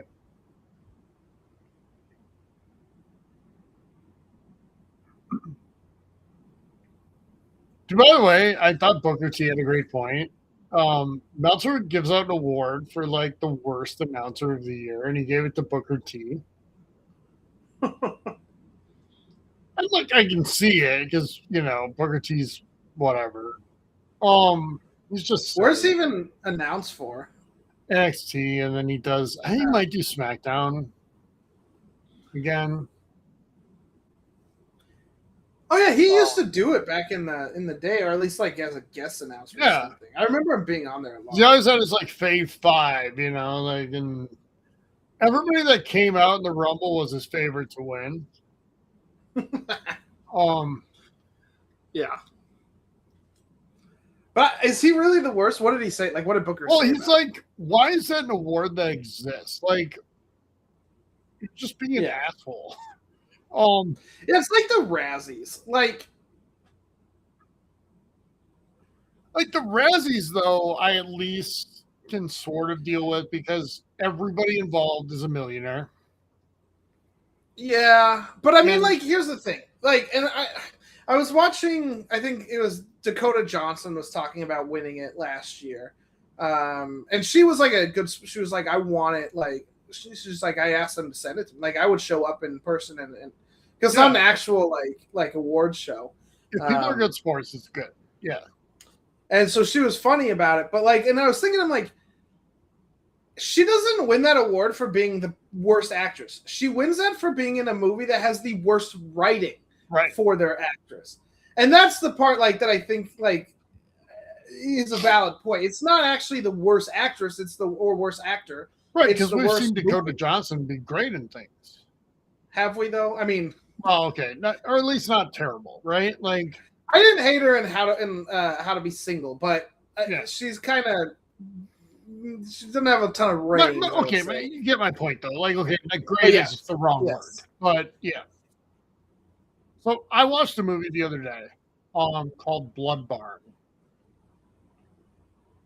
and it's one of those things that is like it's on a streaming service called Screambox, which should tell you all you need to know. It's direct to there. Um, it was offensively bad in terms of writing and acting.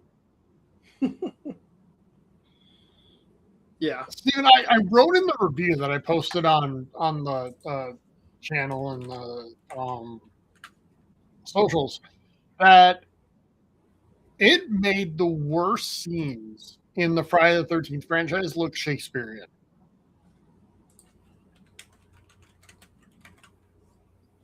Yeah, that good.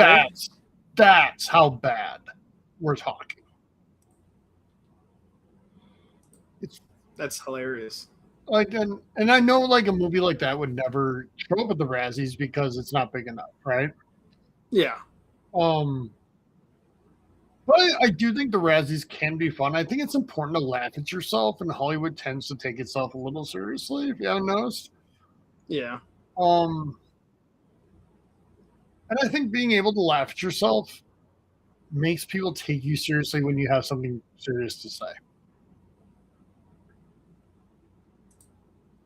That's something they don't really understand, some of them. It would be fucking hilarious if Timmy won a Razzie before he won an Oscar for Best Actor. Yeah. I think he's going to win this year, though. The Oscar.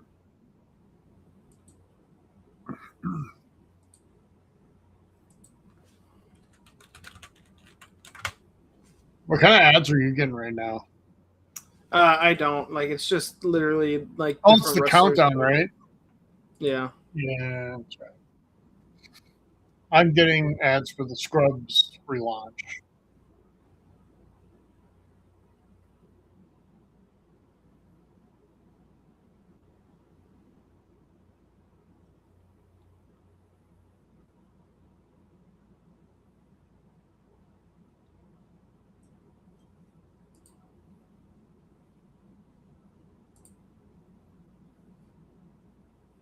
I just don't really have that much interest in it, you know? In what? The Scrubs. Oh, I don't know. I'll be in the mood to watch it at some point, and I'll check it out. But I'm mostly worried that it's going to soil my memory of the original run. Even though reviews have been mostly solid.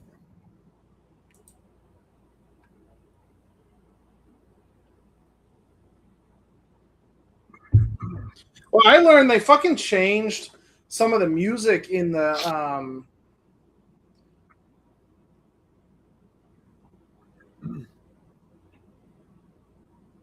like original on streaming because they lost licenses. So like it kind of made the show not as like the music was really part of it. Yeah. I don't know, man.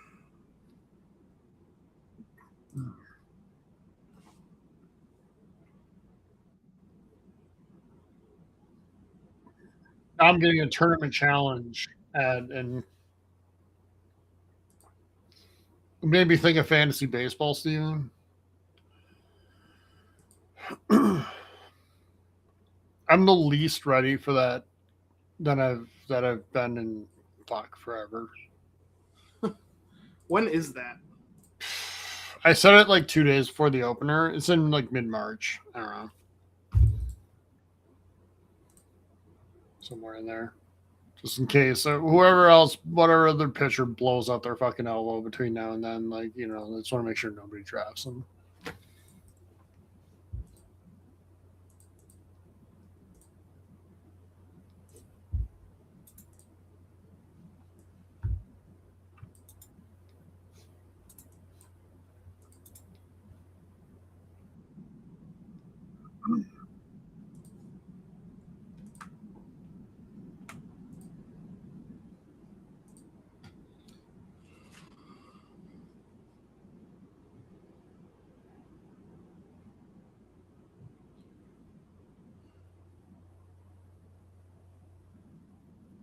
Did you see, by the way,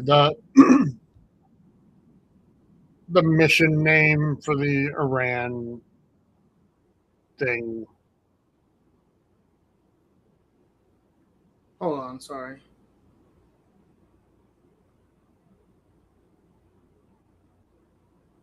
Fuck. Hold on. Yep.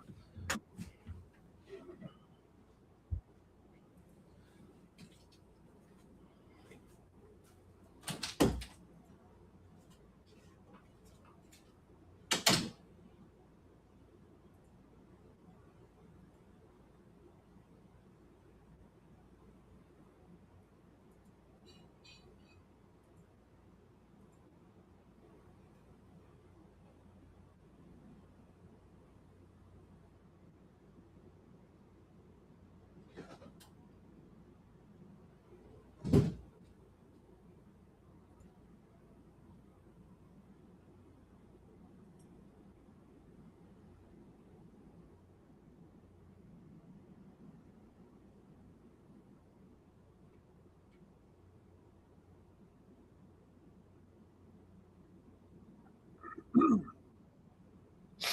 right, Finn Balor coming to the ring.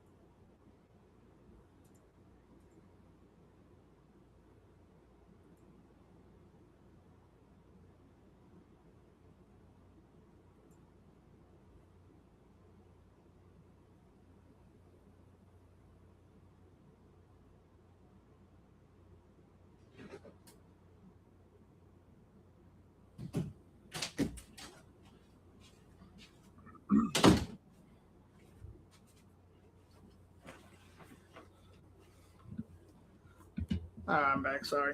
Yeah, you're all good. I was asking, did you see the name of the mission in Iran? No. Do I Even want to that know? has to be like some fucking frat boy shit. It's Operation Epic Fury.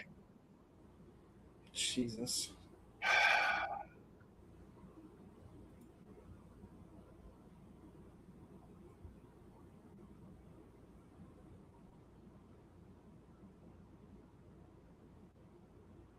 I was telling someone the other day, like they just think in fucking terms of memes. That's it. Yep.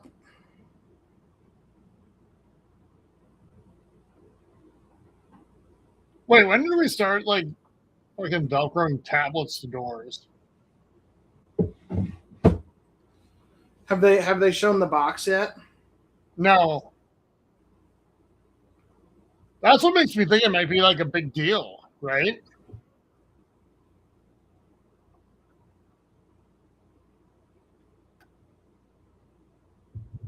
My guess is we're getting the box after this.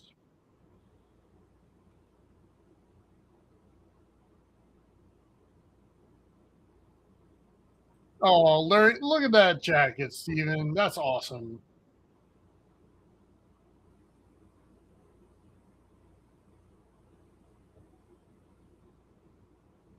I missed the spinner.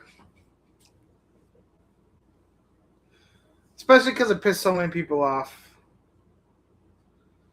It was so dumb. Did Larry die? Yeah, Oh, that's really cool. poor Larry. Larry forever.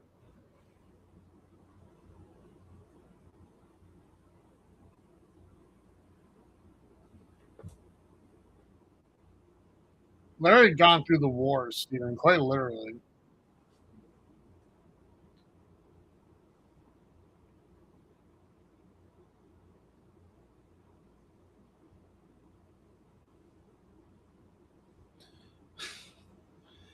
Thank God for Kenny Omega, Tyler. Kenny Omega saved him, man. Like, Kenny Omega gave Larry another, like, 3-4 years of life.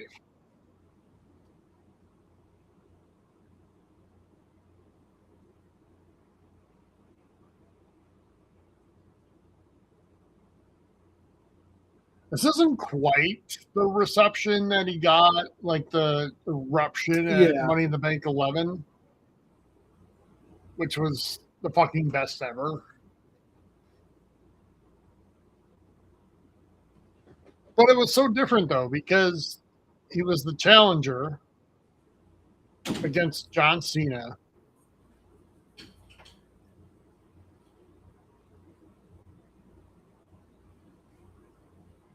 He's going Blackhawks team tonight, Steven.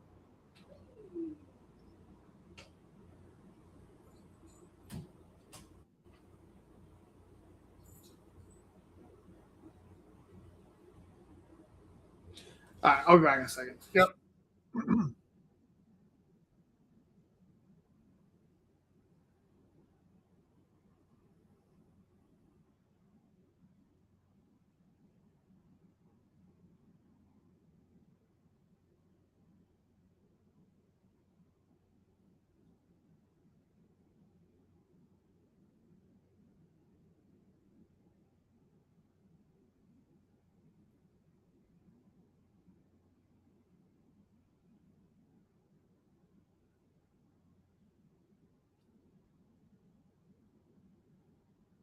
I think this song,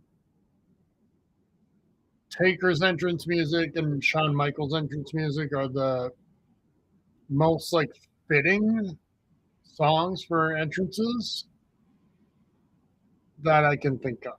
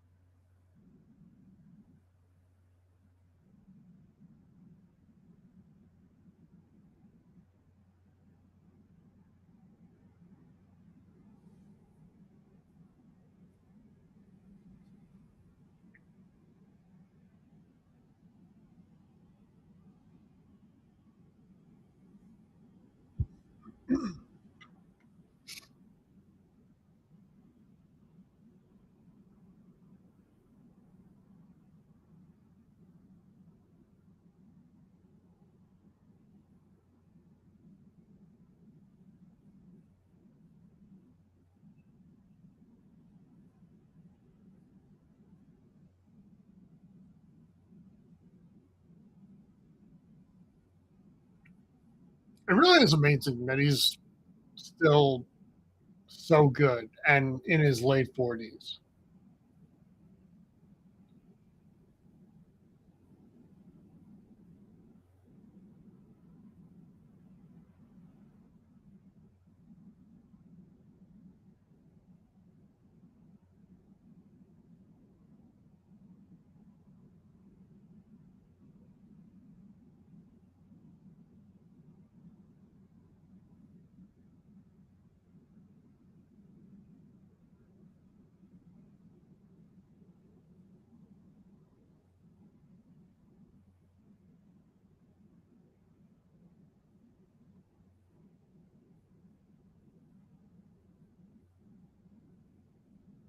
Match hasn't started yet. What the fuck are we doing here?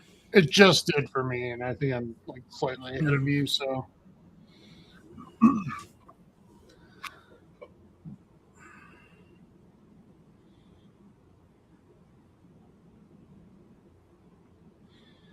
I can't remember the last pay-per-view PLE that I've cared about less.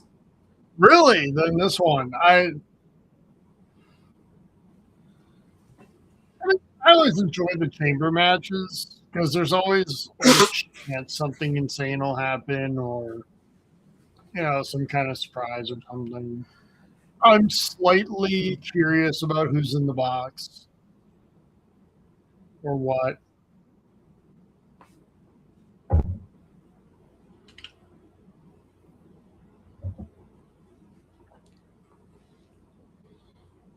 And I also really do think they are feeling the pressure internally to do something to get people like excited about WrestleMania.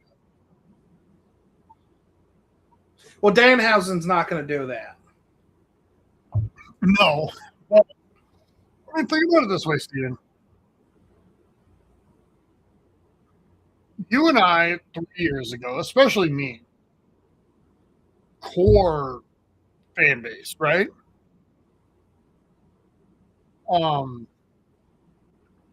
Watching pretty much all the weekly, definitely all the pay-per-views. And now I'm just like, I don't even know where WrestleMania is. Yeah. I had to remind myself that this was this weekend. Like, they've lost us. Like, not even a little, but like almost completely. Just fully, yeah. If it wasn't for like recording, because we've been recording and doing it, I would have more than likely stopped watching. Honestly, if it wasn't for, because I mean, we can, not do that or switch to AEW at any point, but it's, for me, like, talent that I really like is still here. That's the problem. That is the hard part. Like, once we're in the match, like, I'm going to enjoy Roman Reigns, CM Punk. I am. Yeah. Probably Drew Cody too. Yeah, I mean, despite not wanting to see Cody again, I'll have fun with that. I do think it should be a triple threat, though.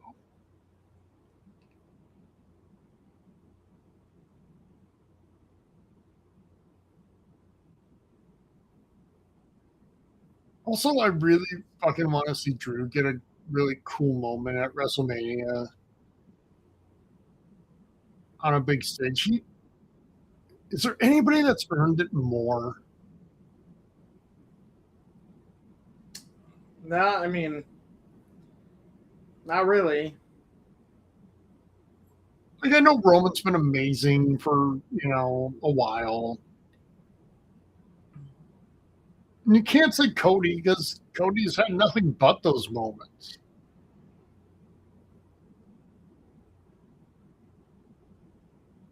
Even losing to Cena at Mania was a moment for him, right? Like, he was the guy that got pinned for 17. Well, plus Cody beat Roman the year before, 2 years before, so. And honestly, like, one of the greatest Mania main events, at least most fun, that I've ever seen. It's definitely up there. And that's what I think about that makes me really sad, Steven, is like, think about how excited we were like that night. Just having fun and enjoying it, and now it's like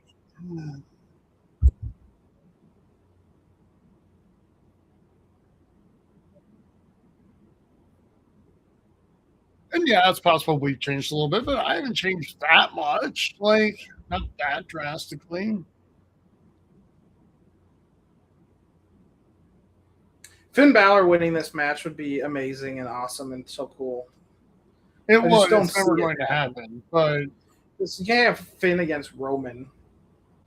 Like, that's not selling. Like, no.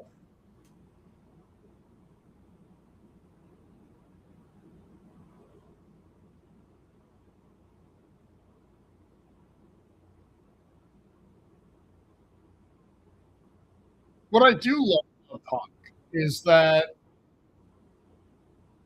he'll take opportunities like this to wrestle people that he just has really always wanted to at this level, you know?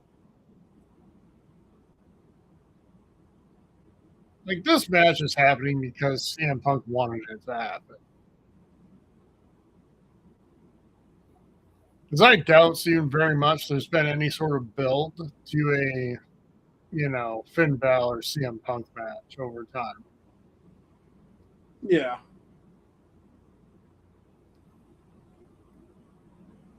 Like, you remember when Punk came back, right? His first opponent was Darby Allin.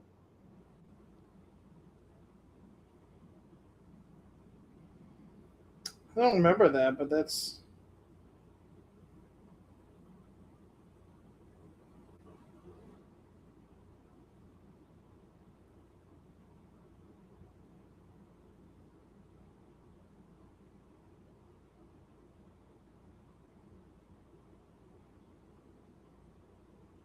I think Allin had that weird, like, entrance where he did the video of him, like, falling out of the helicopter or something in that match. If I remember it. And I get Darby Allin as, like, a acquired taste. Like, some people love him, some people do not. I actually find his matches entertaining.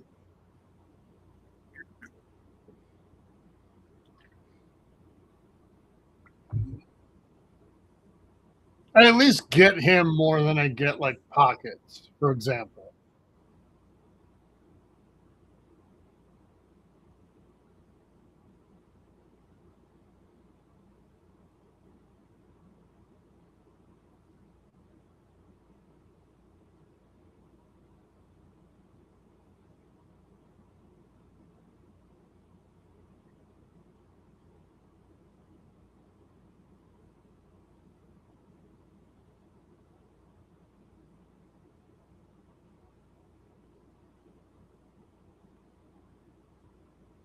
So I don't know if you probably didn't see, but AJ Styles said last week or the week before on some podcast or something that he feels like WrestleMania has lost a lot of its luster in recent years, and that's why it's part of why he chose to retire at Rumble.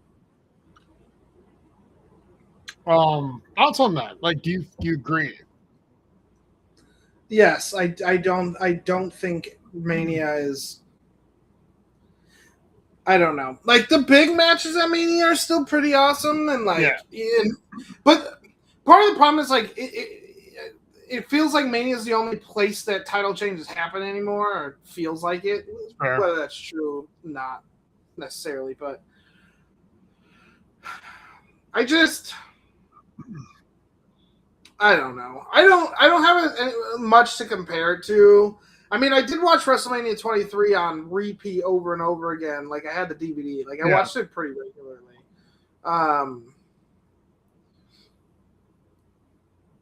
But yeah, I mean, like, I don't know. It doesn't feel...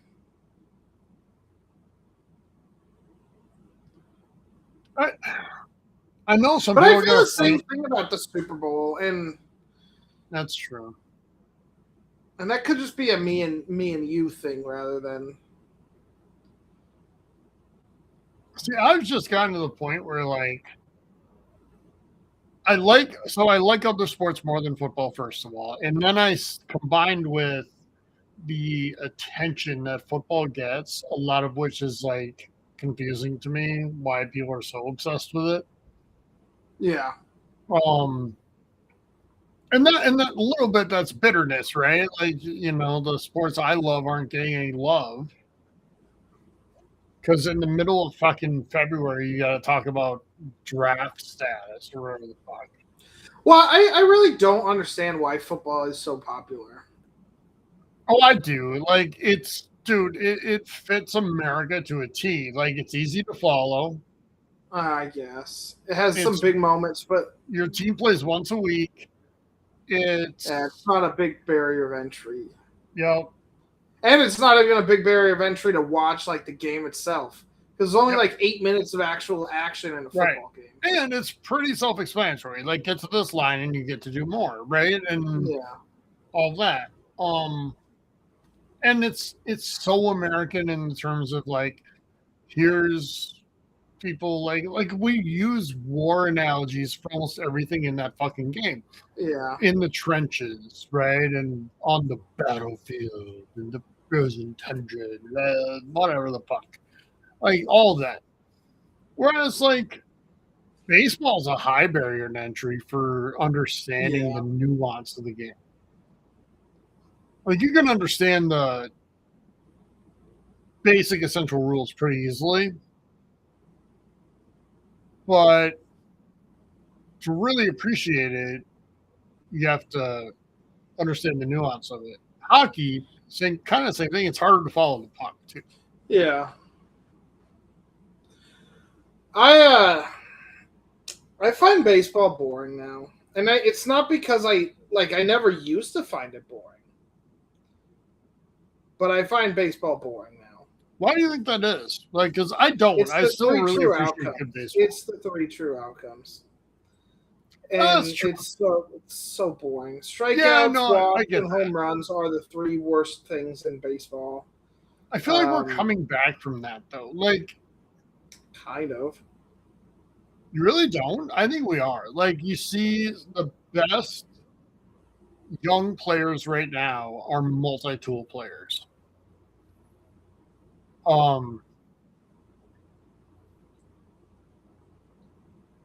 Like, I just miss hitting opposite field. I miss. No, me too. You're a fucking lefty, and you watch the shift happen, and there's the entire other side is wide open, and you refuse to hit that way.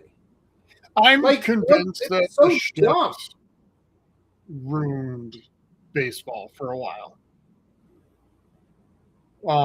But also just like, I mean, I get it. Maybe it's the statistical best thing to do is to constantly like go for the home run, but that's also excruciatingly boring. It's hard to watch because you're watching a 3-hour game for like 1 or 2 moments. Yeah. And it's not like football where those like 1 or 2 moments are, I mean, they're hidden better. Like baseball, I mean, I think the pitch clock has been great because at least it's sped the boring shit up. Pitch clock has been great. The rules about throwing over X amount of times are great because now stolen bases have gone way up again. And when stolen bases go up, that means hit and runs go up, things like that, right? And so baseball the game is my favorite sport, but there's no manufacturing fucking runs anymore. Like, not really. I mean, a little bit. So it all depends on which team you watch and follow. So, but even in the playoffs, like it happens a little bit at certain teams, and the Jays were kind of fun. Jays were great. The Jays did a really good job. The Mariners were fun too. Yep. And then the Dodgers are the Dodgers, and that's ruined baseball for me. Yeah, I mean and part of it is where I live. Like I know. Yeah. But like, here's the thing, Tyler. Growing up, everybody in the area was Angels fans. Everybody. Oh yeah, because they were really good. And there was like pockets of Dodgers fans. And now everybody's a Dodgers fan. And I'm like, you guys are all fucking bandwagon fans. Shut the fuck up. Dude, it's LA. I mean, that's fucking. There's so many things competing for your attention. Like, bandwagoning is gonna fucking happen there. And I'm not like making excuses. I'm just saying that's a reality, right? Like here in Minneapolis, or Minnesota in general, like, dude, you're born with failure and you just fucking learn to embrace. And yeah, that's fair. it is what it is. That's true. It was even worse though when the fucking Warriors were good, because then a lot of people became Golden State Warriors fans down here. I'm like, that's just fucking 8 hours away. Yeah, shut the fuck up. That's stupid. But it's like I'm already preparing myself for the Wild to find a way to lose in the first round this year with the best team they've ever had, and legitimately one of the top probably 3 teams in the NHL. Yeah, but you guys are getting fucked with your division and the playoff format. Stupid. Because you guys, the 3 best teams in the West are. The 3 best teams in the NHL, dude, are all in the same division. Lightning are pretty good. What's that? I said I think the Lightning are pretty good. They are, and so's Carolina. But yeah, but I don't trust Carolina until Carolina shows me. Same. It's the same with you guys. It's like I don't. I'm telling you right now, man. I'm taking any of the 3 central powers over the Lightning in a series. Yeah. Yeah, the only way the East wins is like they have an easy route and you guys beat the fuck out of each other, and whoever makes it had to go through a grueling fucking 12 wins and 21 games. I think the best chance to knock out the Central Survivor is in the conference final. So whoever gets out of that Pacific side, I think they've got a shot, because it's brutal, dude, getting out of the Central. I hope it's Edmonton. Because I just don't think it's going to be us. The Wild will fucking smoke on Vegas. I'm telling you right now. What? The Wild would smoke Edmonton. The Edmonton's always been a good matchup for them, and now the Wild are legitimately better than them. Edmonton's just kind of not great. Yeah, I mean they're super high end, and I'm not picking against them in any series, unless it's the Panthers. That's true. Panthers aren't going to make playoffs. They're going to sell.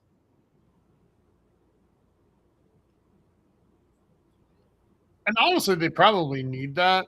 And Edmonton probably needs an early exit. Like, let those guys fucking rest for a little bit. That's the good thing about the Wild, right? Is that they haven't had any long postseasons ever. Well, once in 2003.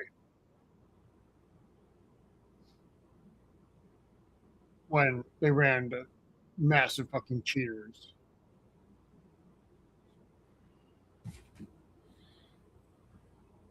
Commissioner assisted.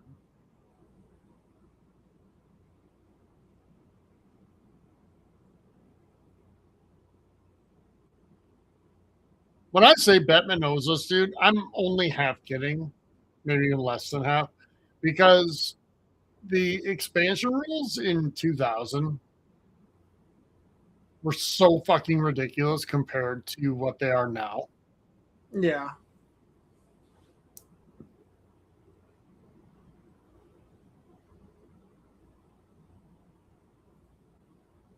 Like, dude, the Wild's best fucking players coming out of expansion draft were like Wes Walls and Curtis Lecision, and trying to think here. I think 1 or 2 other guys that were like Philip Kuba. See, that shit is dumb. I agree. Like, you just got thrown through the fucking barricade. Like, how are you able to just pop back up? Yeah. Especially guys at this level. Like, I just expect better from them.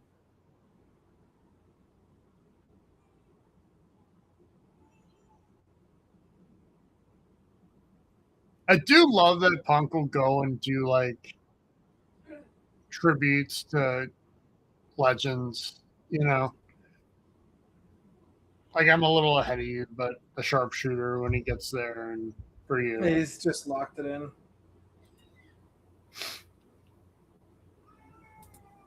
Actually, I'm going to tell you right now. It's been a good match. And it didn't make me wonder if maybe Finn. Well, it's not over yet. It made you what? It did make me wonder if Finn was somehow going to pull it out. Yeah, I mean, I think we've had a good match. These are two really good, wrestlers. So I expect that. But the problem here is that I have no doubt that CM Punk's going to WrestleMania. Yeah.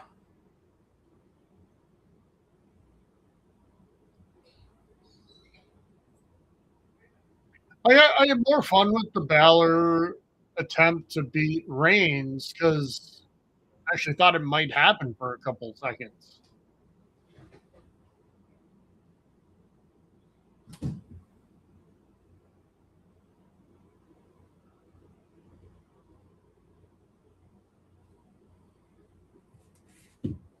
Who the fuck was on the ropes there?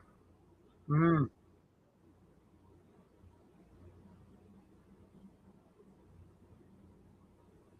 Is it? Someone's there. Because someone was on the ring ropes. I didn't even notice it, to be honest. It definitely wasn't planned because it was not focused on. And then I just saw someone hide by the stairs, in a white sweater. I'm just waiting for the stomp. The one we always get. Yeah, unless somebody just missed a cue badly. Someone might have fucked up. But the fucking ring ropes definitely moved like someone was sitting there. And they weren't showing it, which made me think that there was going to be somebody in a hoodie. Well, I swore I saw a white hoodie, hide. I didn't see anything, so I don't know. I'm not saying you're seeing shit, but maybe you're seeing shit. I don't know. Oh, hey, we got an Air Force ad right in the middle of the fucking replay, thankfully. And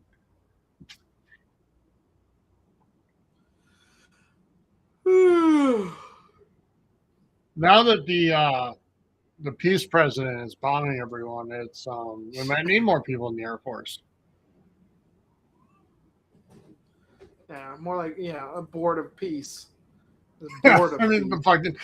First of all, what a stupid name, and second, just take a look at who's fucking on it.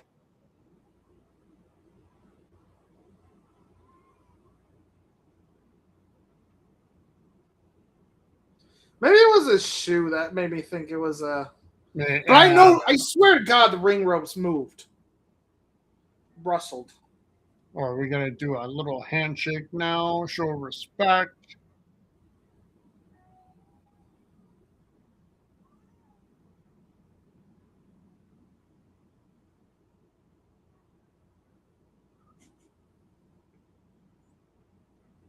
Oh, come on. Are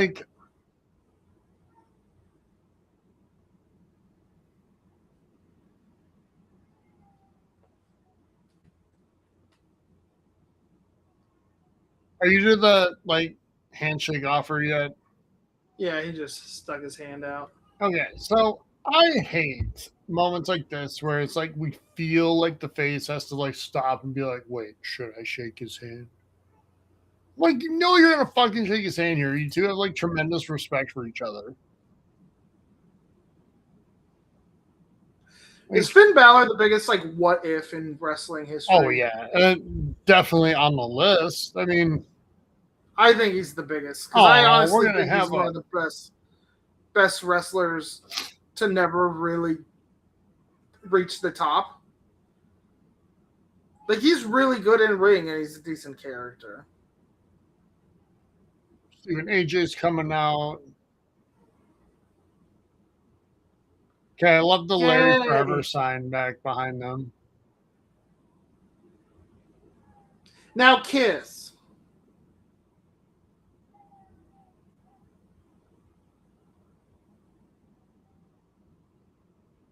Is that a case? She has the IC belt, which. Well, I was just gonna say, that would be really fucking funny if Punk was "That's so cute. You have an Intercontinental belt. This is a world title."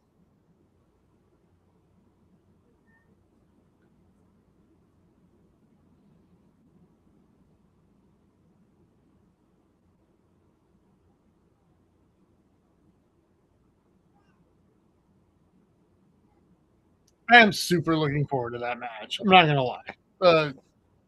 Punk Roman. Yeah, Yeah.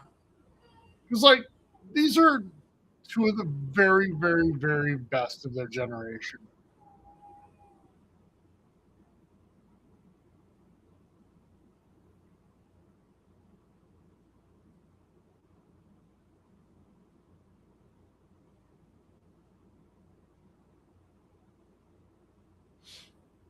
Shut up, Cole.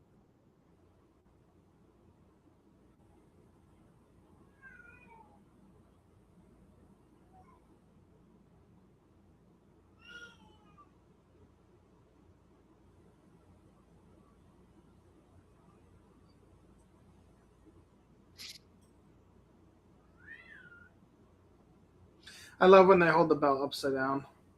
Me too. Cole's such a bobo for his stupid New York teams.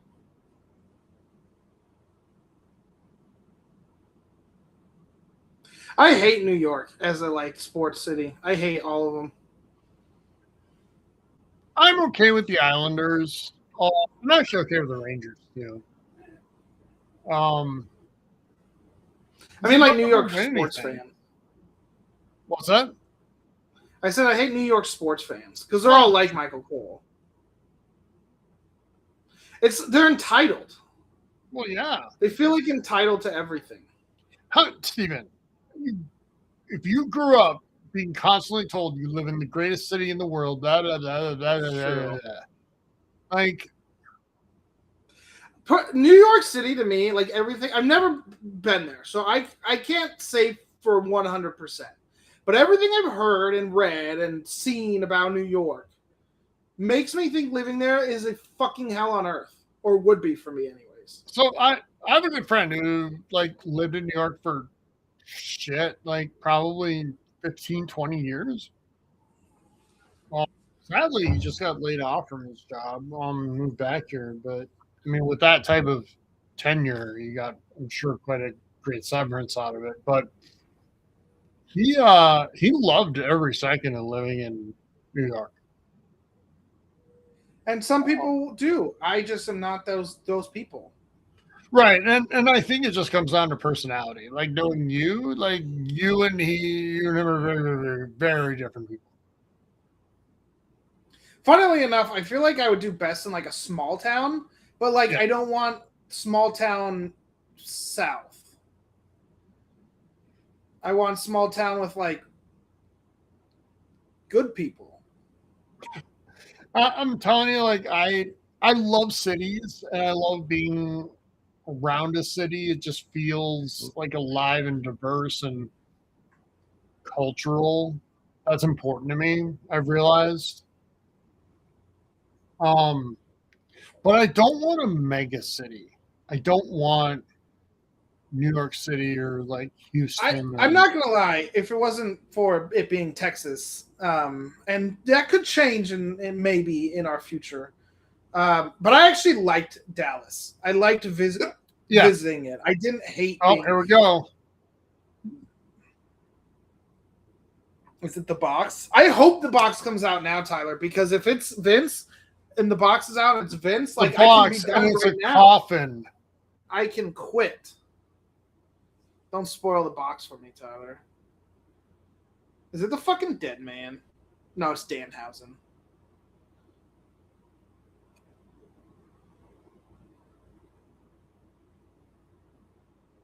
It's TKO. They're dying. They're dead.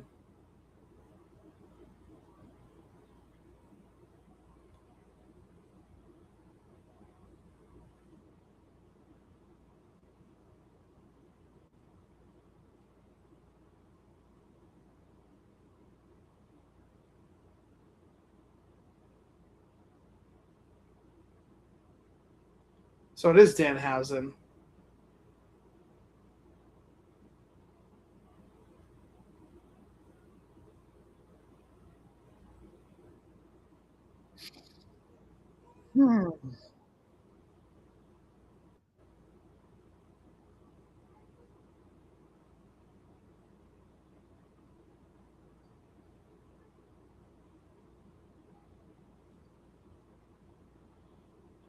Are you noticing the reception? It's kind of just like, who? Yeah, it's like, who the fuck is this guy? Like, I forgot Danhausen was even a thing until I saw the rumor that it was him today. All right, so first of all, a couple notes, WWE. First of all, you do not fucking do an intro or a reveal in WWE with a coffin. Because that sets the bar fucking high. Because in the past, when we had coffins, it was either Taker or, worst case scenario, it was Kane. Both of whom, Kane's stupidity in recent years aside, both of their stupidity in recent years aside, are better than Danhausen.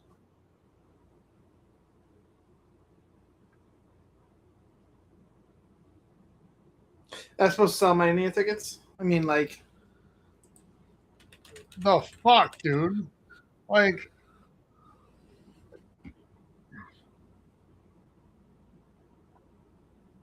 So he came down and gave Cole a fucking, like, jar of teeth.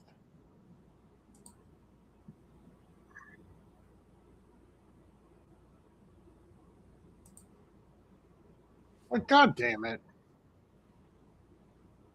Now I wish it had been Dwayne. Like,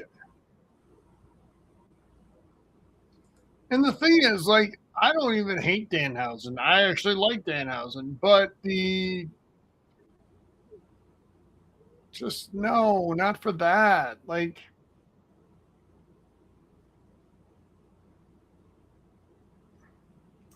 I think But that would have been go ahead. Yeah, I mean, that would have been a fun reveal on like Raw or SmackDown. Yeah, I think Trips dramatically overestimated how overall wrestling educated the average WWE audience is. Yeah. They're not, first of all. No offense, anyone. But dude, your IWC wrestling fans, your hardcores, they're AEW fans. Like, or New Japan or whatever, right? WWE are like the casual of the casuals.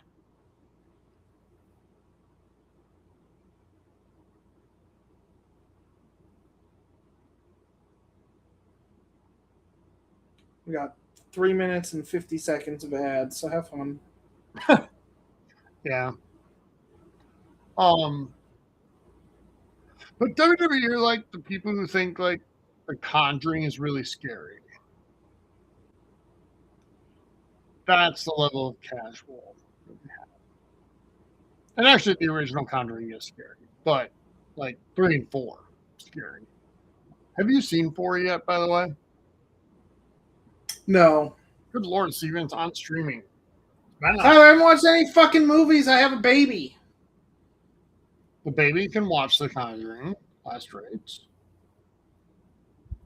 Actually, the baby pays a little attention to the TV now, so no, she can't. Oh, okay. Does she like actively like anything on the TV that you've noticed? She likes everything on the TV. Okay. If the TV is on, she wants to pay attention. Well, she's definitely Gen Alpha. Is she Gen Alpha? Yeah, right? I don't know. Or is Gen Beta like started now? I don't know, dude. Like 25 is Gen Beta. And it literally started in 25. Okay. She's a beta. She's a trailblazer, dude. Like, see, like when she's like 35, she's gonna be classified as like an old beta. Yeah. Like the younger betas will think that she's like super lame. That's fine.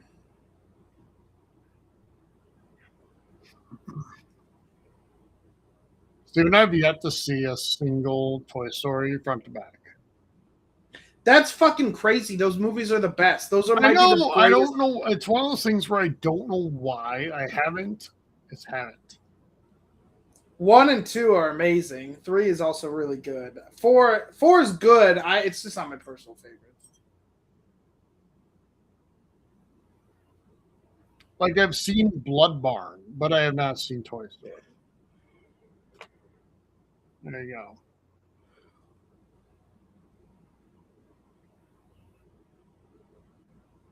I will tell you though, the Steph Curry movie, the GOAT movie, is like zero interest whatsoever. The what movie? So there's like a movie called GOAT or something, and it's I don't know if it's animated or whatever. It's like kind of animated at least. But it's based on Steph Curry's rise to whatever. Oh yes, yeah. No, thank you. Yeah. I do want to see Hoppers. That shit looks funny. Yeah, Hoppers looks good. That's this weekend.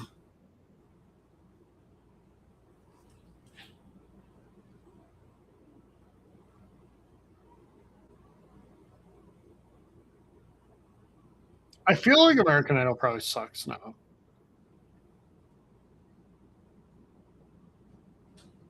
Probably. I hate to say it, but Simon's kind of the guy, isn't he? Like once he's gone. I don't know. He's kind of a dickhead though. Like I feel like it worked back in the 2000s. That's what people like. Dude, like, come on. Gordon Ramsay shit still fucking plays everywhere.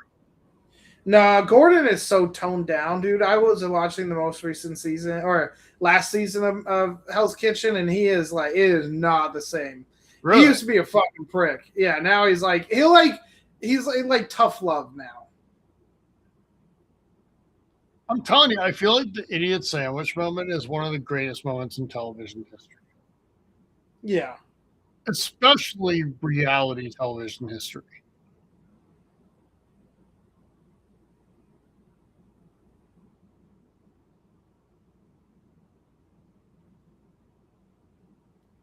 That's interesting. What? So the first hour of each night of Mania is going to be broadcast on actual ESPN.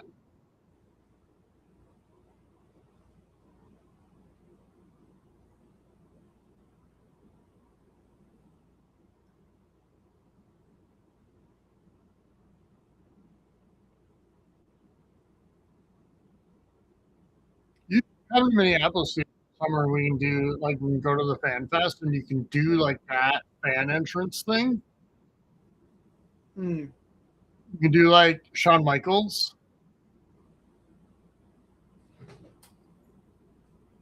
But you can only do it if you actually like wear his ring gear to the ring.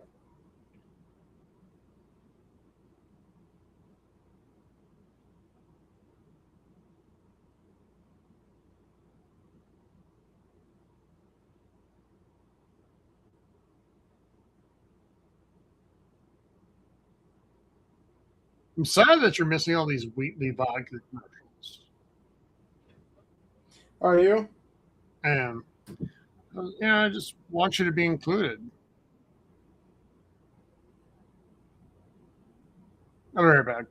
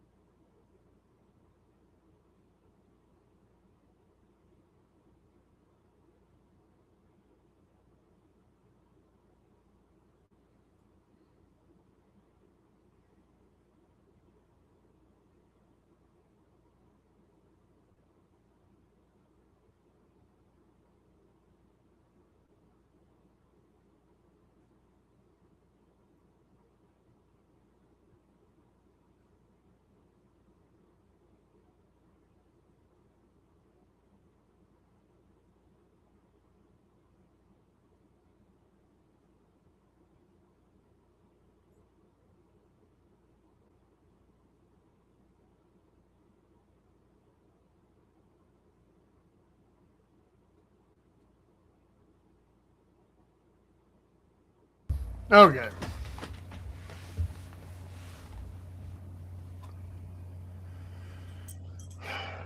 Are you there? Yeah. All right. I don't know if you and I talked about this proper since it occurred. How are you feeling about the future of Xbox? And not great. Frankly, I don't feel good about the future of gaming in general, to be honest. I'm kind of with you.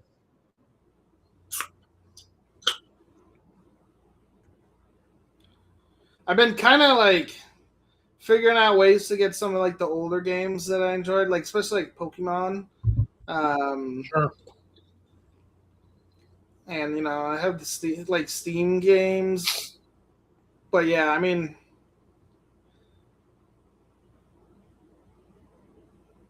yeah, I don't know. I don't feel good.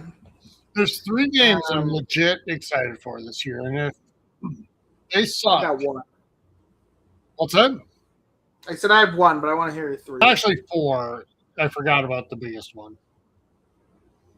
Forza Horizon, right? Like I always enjoy those. That should be fine. So I mean, They're great time killer games. It's not like a console seller game, but it's like super fun to just go fuck around in there. yeah. There's a game called The Occultist that I really want to play. Okay. The Bond game, which comes out in May, and then obviously GTA. I think GTA is on pretty much anybody's list, right? But is that yours?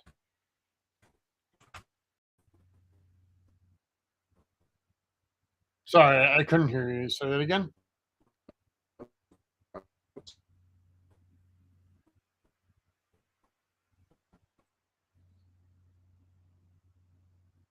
I might be losing you.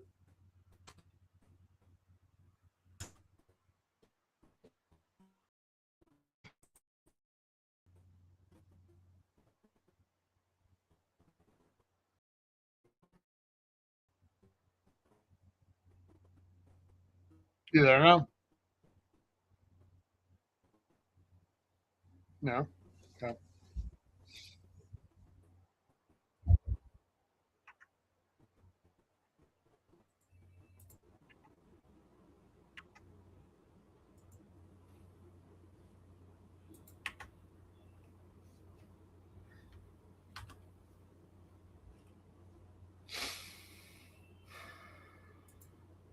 I'm back. Okay. Sorry. I think I cut out. I didn't realize you were like gone. Is what's called yours? GTA? No. Oh, okay, which one? Tyler. Fable. Oh yeah, I honestly forgot about that. Oh, sorry. Okay, you want to know the second game I'm most excited for this What's year? that? And I did forget about it for a second.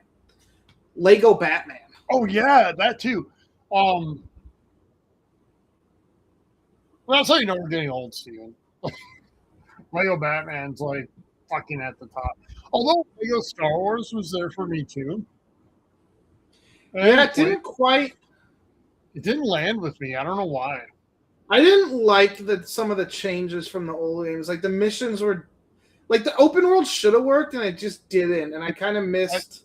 I wanted more linear in it, and same thing with like fucking Gears of War, man. And I think part of it is we were trained to love Gears of War for its linear experience, and all of a sudden here's like open world Gears of War, and like See, it worked for Lego Harry Potter because like it was kind of open world in the sense you explored like the grounds, but it wasn't like massive, and it was only one thing. Though you could go to Diagon Alley, and that wasn't too bad. But yeah, it was like it was like it's not this like Lego Star Wars. Just it almost had like too much stuff and was overwhelming. And I don't. Yeah, I hope Batman doesn't fall into that trap. Yeah. Fucking Marvel's Wolverine's supposed to come out this year. Oh yeah, so that's PlayStation like in September, October. Hopefully I'm in on that, like for sure. I'm like tempted to start shifting my game purchases over to PlayStation. But well, I dropped my Game Pass down to fucking the premium, not the ultimate, to say it saves like $10. I'll either just outright buy Fable or just bump it back up for that. Though I don't know if like because you have it, if I can play. I don't know how that works. Not if it's like Game Pass, because I won't like own it or the license. You know what I mean? Sure. Same with like Forza, etc. Because I bought the upgrade for Forza, right? The one that gets you from Game Pass to like premium, but not the game. I have like $150 in Xbox gift cards still, but 2/3 of that's going out the window in a week. Are you excited for the Control game?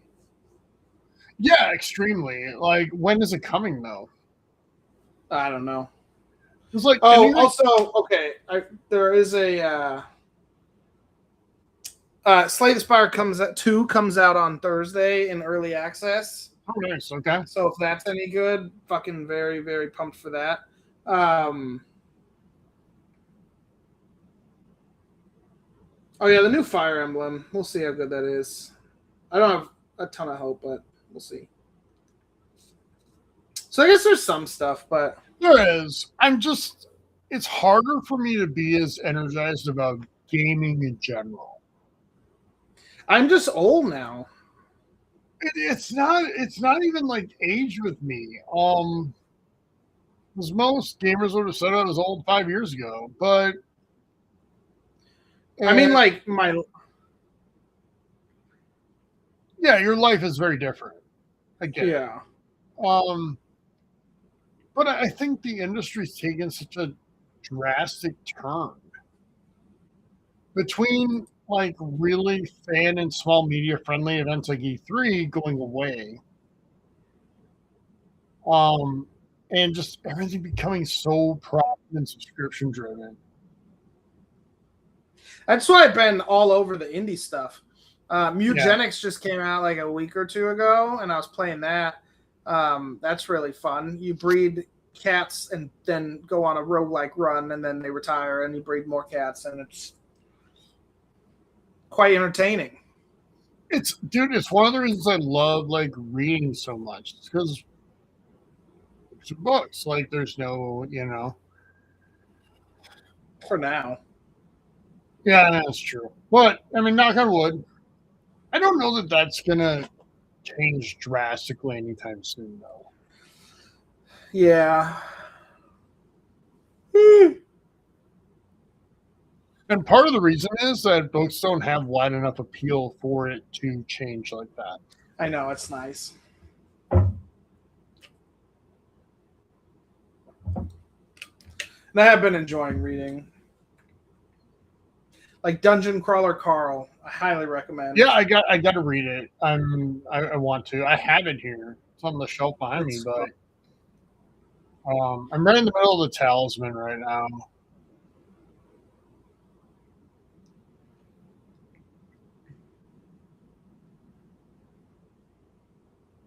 Because I want to get through that in Black House before the third book in the series comes out in like whenever, September, October, whatever it is.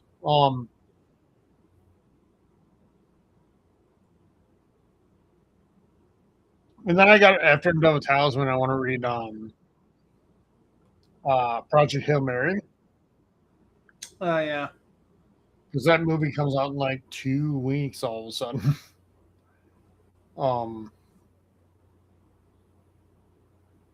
So I definitely want to finish the book before I see the movie.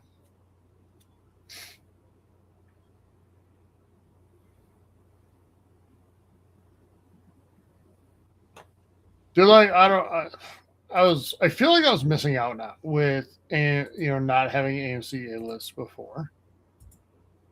Yeah. Because like, okay, Marcus was only $10 a month, right? But you didn't get any. No, you only got one movie like for free. with that. Then you got Yeah. to discount on the rest. But I have yet to like pay extra for a single fucking movie I bought tickets to that AMC. Also, the discount on like concessions is really nice, and the ability to like pre-order for concessions and shit and just pick them up without paying the extra fee for that. Fantastic, love it. So I just go in there and I don't get like a lot of shit. I just get like a drink, right? But I just walk and pick up the fucking cup in the little shelf that has my name on it, and then I go fill it up and we're done. I don't have to get in line. I don't have to do anything. It's best.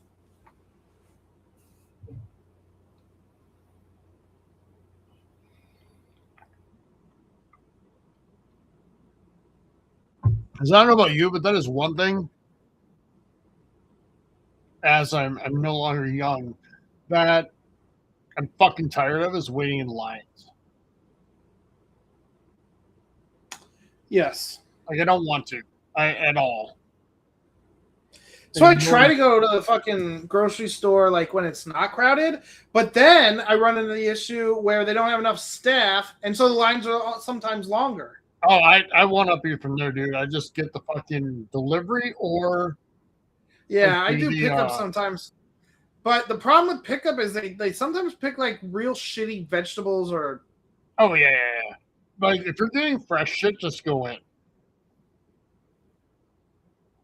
But anything else, either do delivery or pickup.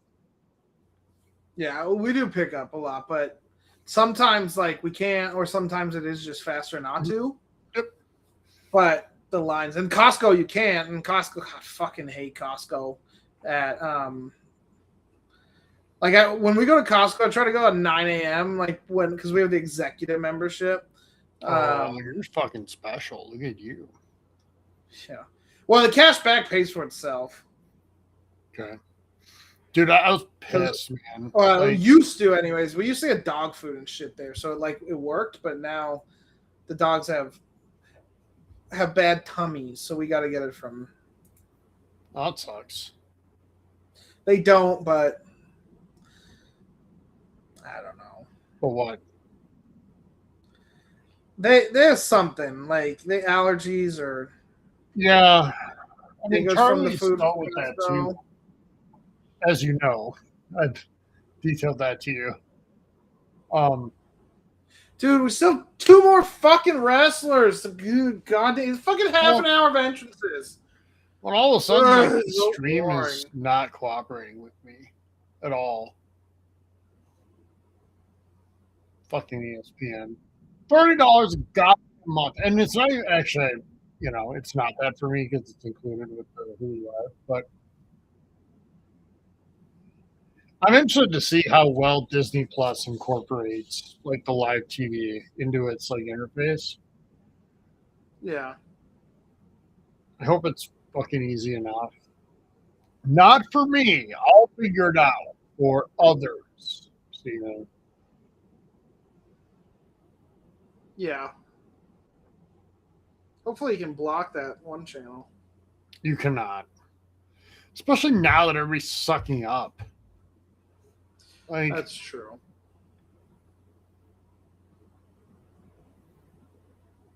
Earlier, said person, I was like, have we bombed anywhere else yet? I just popped out there when I wanted to get a drink. Okay, I hope 6-7 wins. But I was like, have we bombed anywhere else in the hour since I've been in here? I guess they killed the leader of Iran. Yeah. She's like, no. And I was like, oh, that must mean there were no Epstein files released between then and now.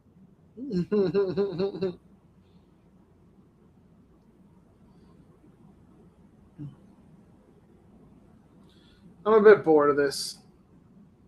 It's just stupid. Like, can we just go already? That is the one thing I miss the most from Vince WWE.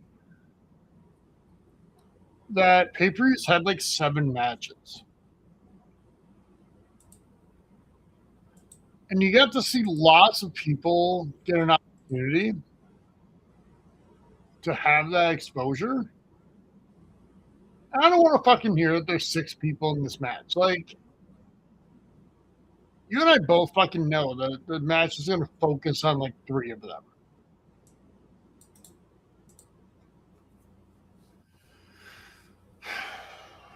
John Evans is cool and Trick Williams is awesome, and neither one of them's going to win, so that sucks.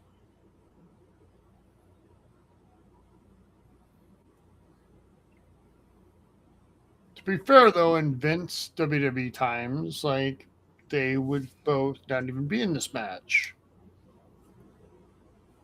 For reasons I'm sure you cannot figure out, Steve.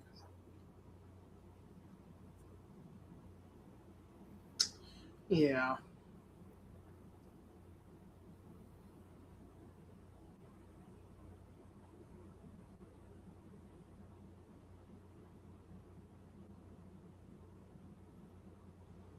Have you seen the original Shining?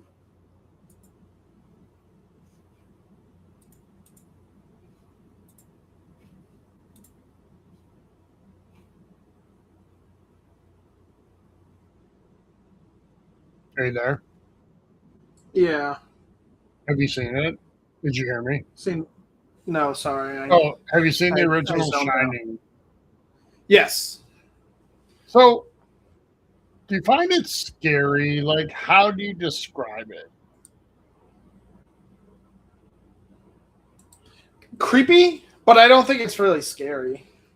Yeah, I think that's fair. I think it's extremely well done. Now, it's not like faithful to the source material at all,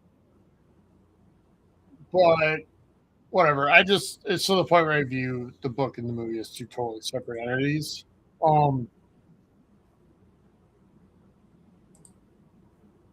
But yeah, I would agree with you. I think it's not scary, but it is like creepy. Really good.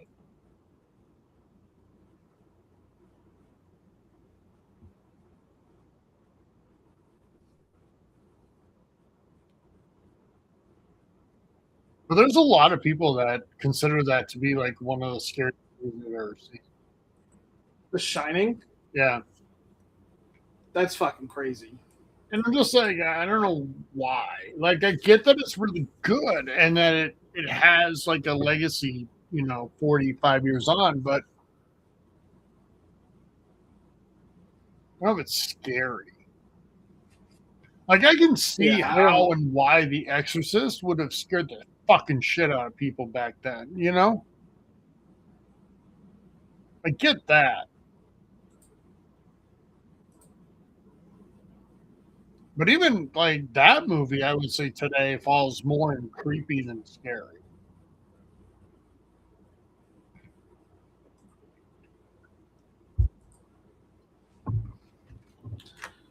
Dude, we're fucking at like 35 minutes of this shit. It's fucking insane. Let's go. It's why there's only 4 matches, because we gotta get all fucking down there.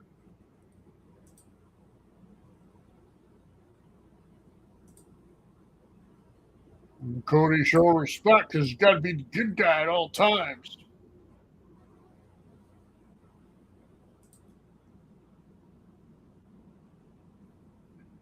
Dude, nothing would make me fucking happier than if Javon Evans hit his finisher right now and pinned Cody Rhodes.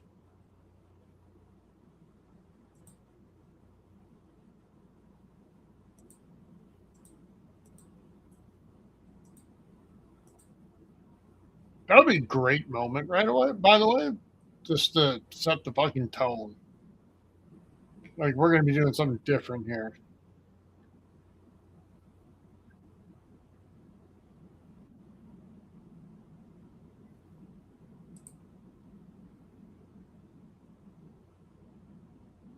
By the way, when I see American crowds trying to copy the British crowds with the chants, it's really lame. Yeah. You don't have the creativity, so stop it.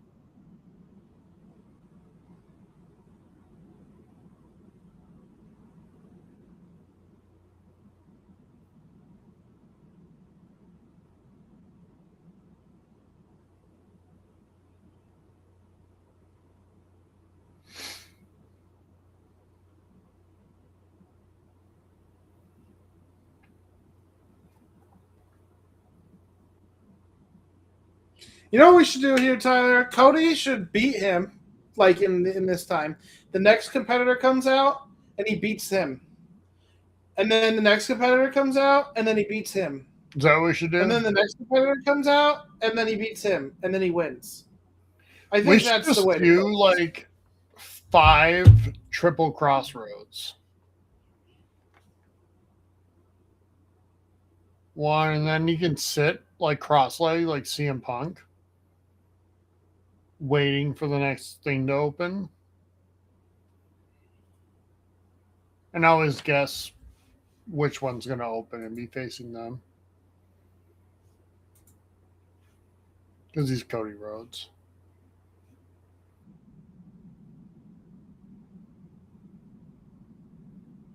Like, We fuck leave. WWE for making That's me what so I bored. like about Texas.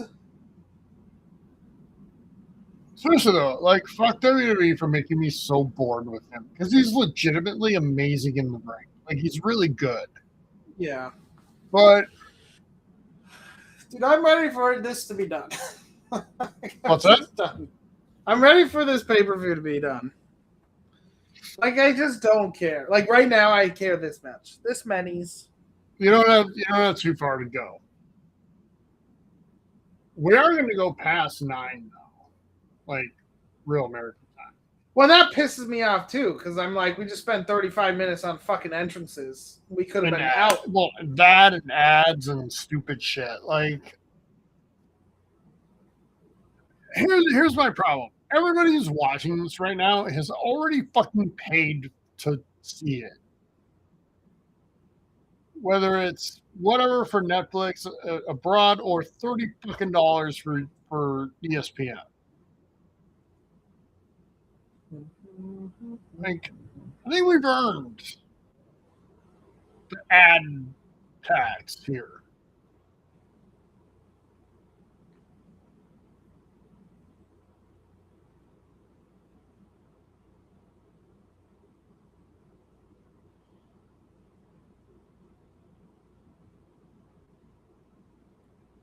This is the most Cody Rhodes thing ever, by the way, that he's going to start the match and be there all the way till the end.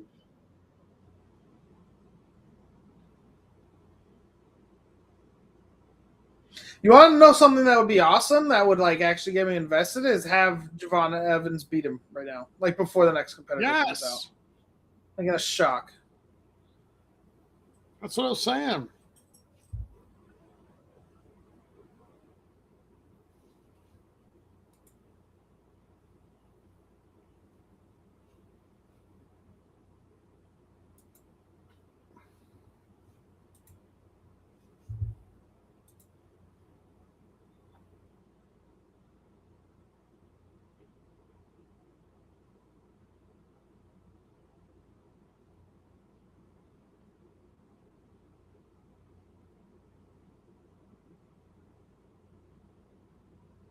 You know what's amazing is, like, remember when Austin Theory was getting like the super push from Vinnie Mac, right? He was like 24. Yeah. Ron Evans is like 21? Yeah.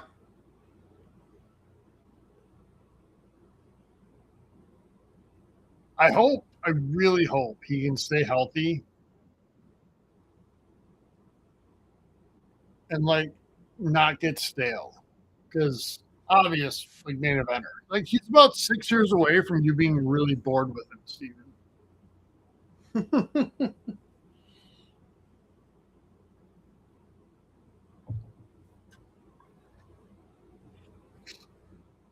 Jesus.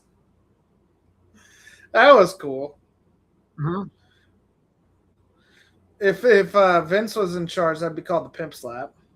Because he's black. Yeah. Dude, if Vince was in charge, these two both walked down to the ring like the fucking Godfather. Because in Vince's mind, that's what black people do.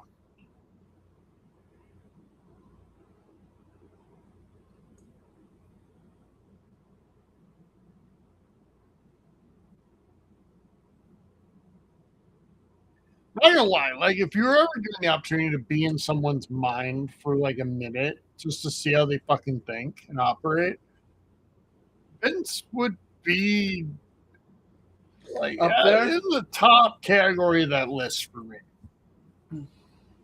There's a few people. There's an obvious one that I know we're both thinking of and don't want to say.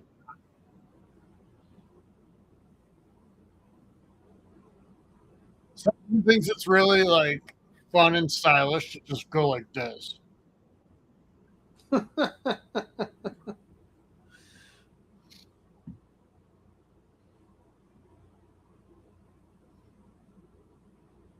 I'd be a little scared to see the thought process there, though. Honestly, I would, yeah. more scared than I would be with Vince. Because Vince, Yes. I think, is just like super fucking old school and sheltered. The other one is fucking. There's something wrong.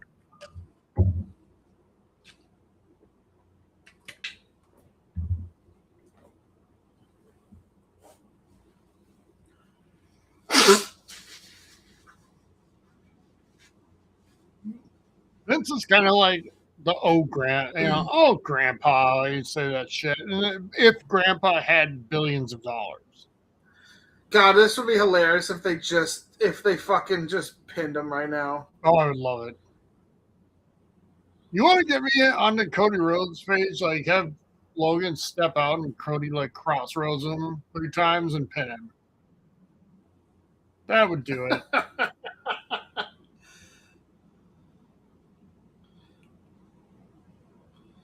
That's because he's kind of a cunt. Can I say that? I'm just saying. Well, he did, and we're still here. So, yeah, I guess. YouTube changed all the rules around swearing, so you can do it now.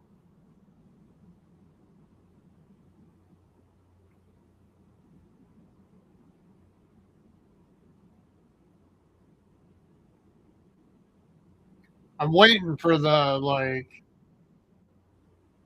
for YouTube to really shift into, revisiting the fucking 80s again with really strict rules on shit, which will affect, me because a lot of horror content.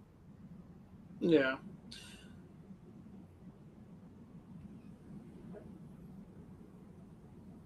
I was gonna say something, but I forgot. What's up? Oh. Talk about a fucking faction that I do not give a shit about anymore. Fucking the Vision just fell off because all the originals are gone. Yeah, they all got hurt. Honestly, my biggest evidence that Trips just blew his load and has nothing else is the fact that it's still a thing. It's still a thing. It's just been allowed to slowly die by running out of oxygen. And not even that. It's just it's still around. I don't know. Nobody knows. Did he just spit on Cody? I didn't see because ESPN's having all sorts of streaming issues at the moment. He definitely spit. Well, we'll tell in a second because Cody will give him a fucking pretty stiff shot if he did. I have a feeling Cody Rhodes will not put up with shit like that. Yeah, I don't think it was on him. He definitely spit. I would assume it was just in the ring.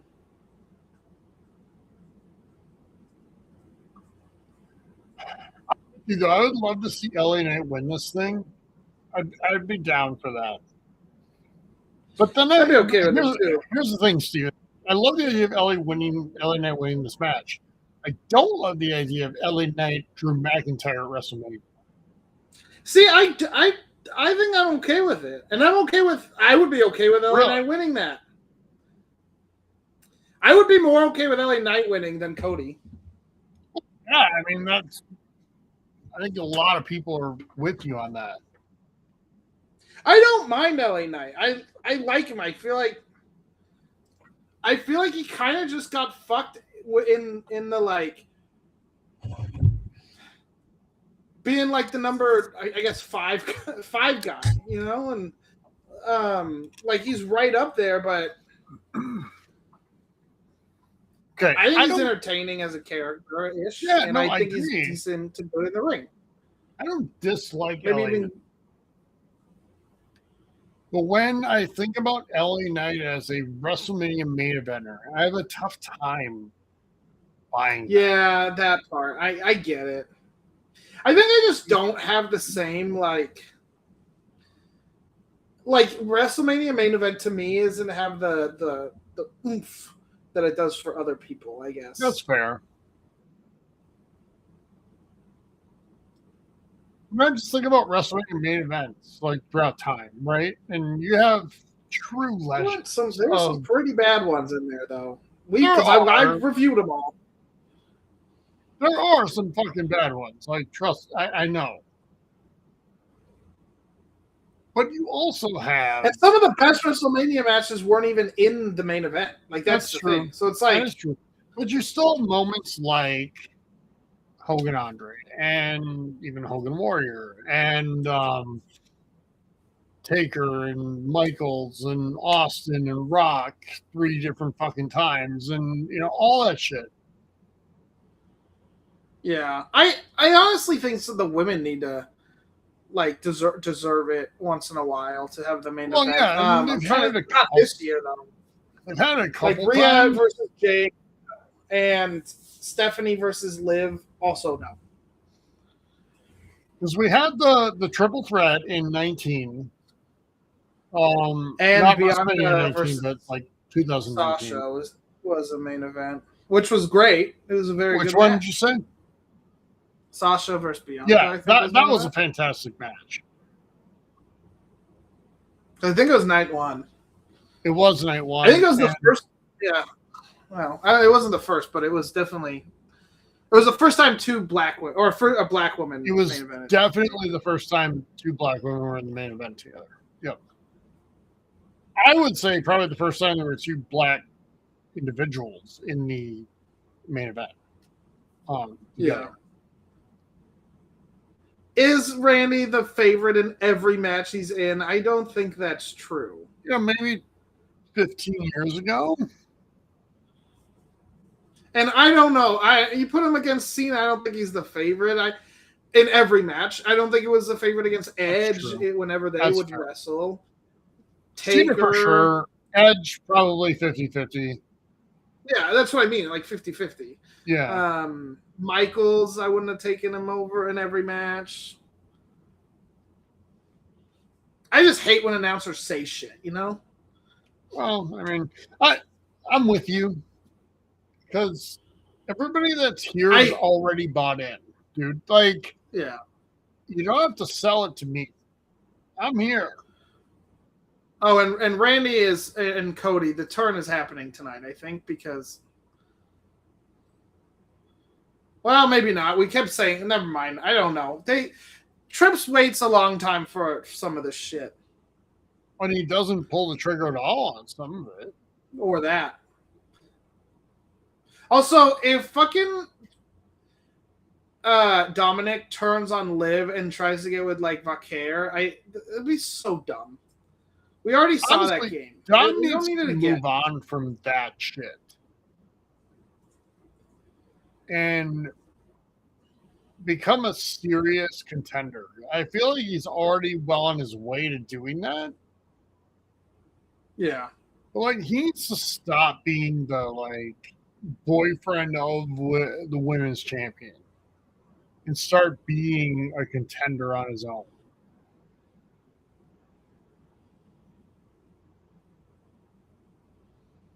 Of course, Logan Paul eliminated. Did that be in the ring to do the tap?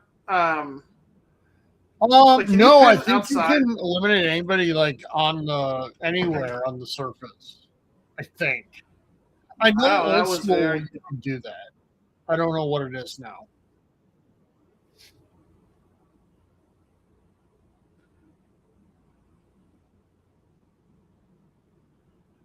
Steven, is the American Nightmare tattoo, neck tattoo, one of the worst ones? I know people say it. I don't hate it that much. Like it's not great, but it's just a tattoo to me. I don't know. Yeah, I mean, I don't like fucking hate it, but that's why I asked. There's a lot Pretty of bad. people that are saying, you know, Well, I say it's bad. I don't think it's pretty bad. It's just fine. I mean, it's like not great, but I think it's one of those that maybe won't age very well as you do.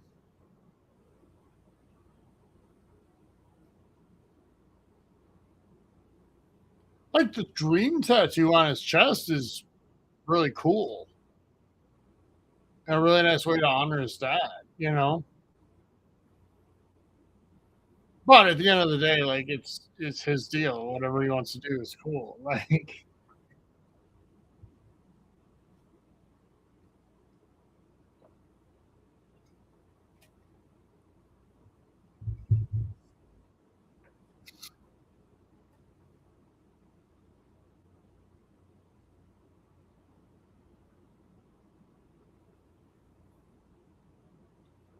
probably not. You should take a little longer.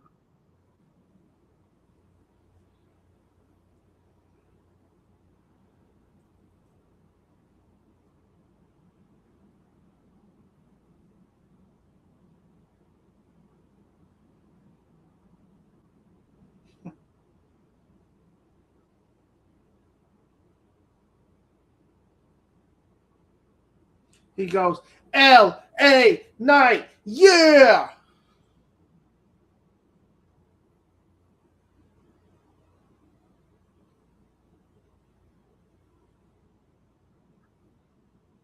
So what the fuck happened there? He slipped, I think. Maybe he did get hurt, but I think he just slipped. No, I think he slipped.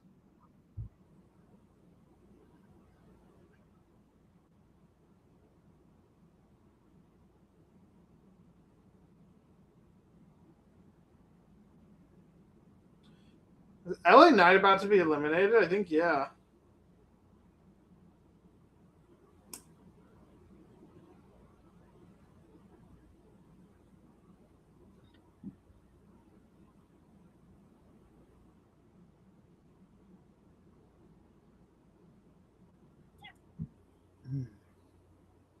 Are you there yet? Tyler, if this happens, I won't watch Mania. Like that match. Oh, if he were to win, Yeah. you know, there's no better way to get you behind Cody Rhodes even than this. Like if he and Logan are the final two,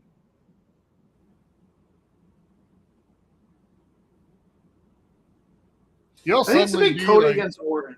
you'll be fucking singing along at that point. You'll be like, wrestling has more than one royal family.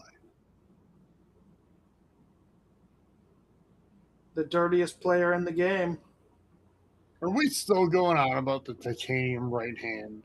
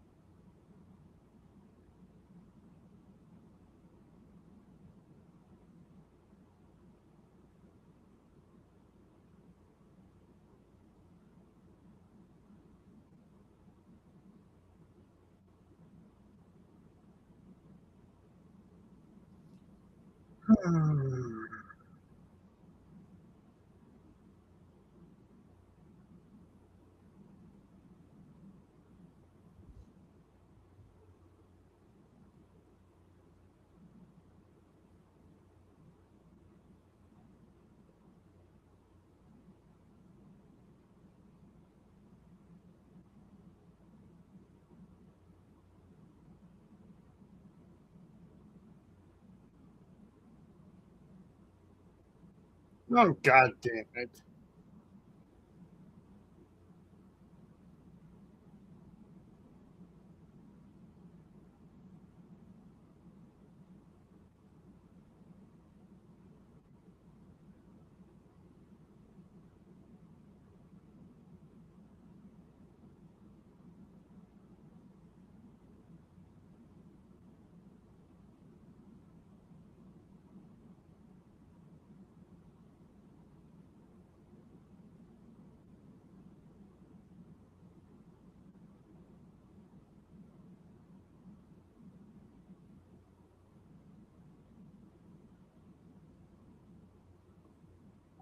What was the point of all that? It's called a distraction, Tyler, Oh yeah, here we go. because there's going to be a different hooded individual. So you mean like it was the See, I wrestling told version you. of bombing somewhere? You know what I'd love? When KO comes back, to come back as a hooded figure, but like have like a jacket that says KO on it, and like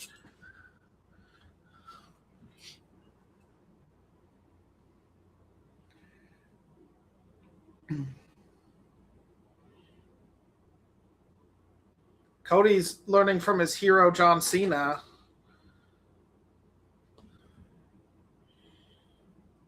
Well Who then, is it? Grayson Waller?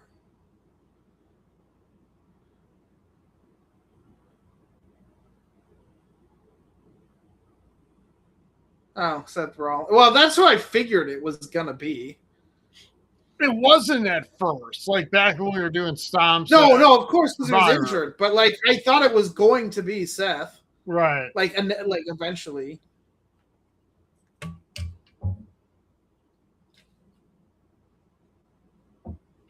Okay, I'm. That's Right 2 years in a row. That's Seth kind of cool. has eliminated someone by stomping them. Last year was Punk.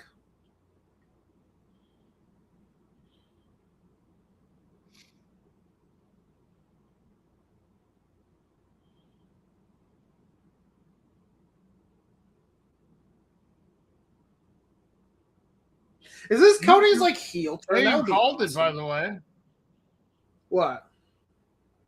Cody and Randy, final two. Oh yeah. I hope Orton punts him. Dude, we both know how this is going to end.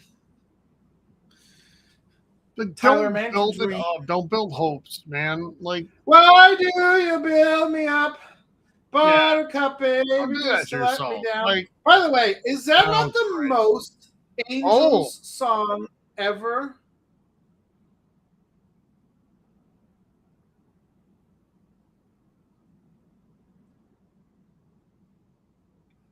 what the fuck is the point of this match if like anybody can get in? Like, Yeah, they would shut the door.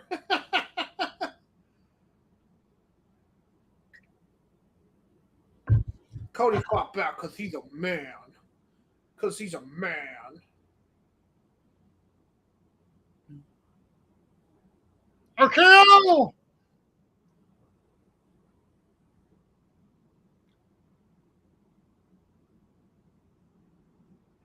Crossroads.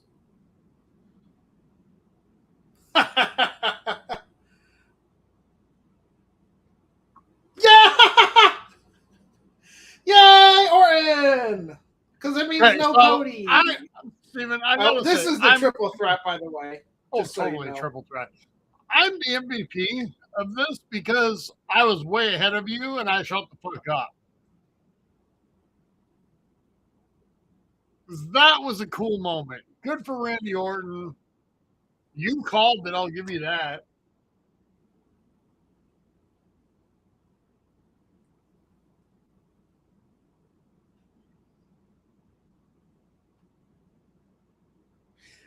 So I don't know if you noticed, this is the second year in a row where the Elimination Chamber has just been a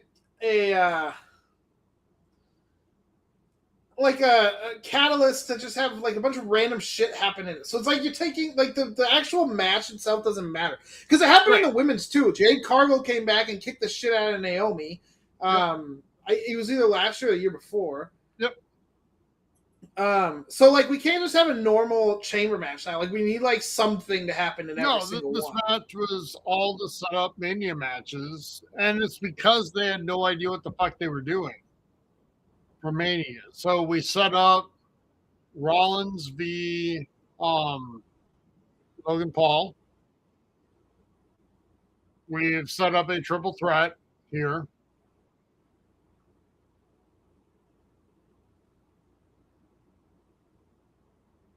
Which, my God, I hope Drew retains. Although I'd be okay if Randy won another one. I really would.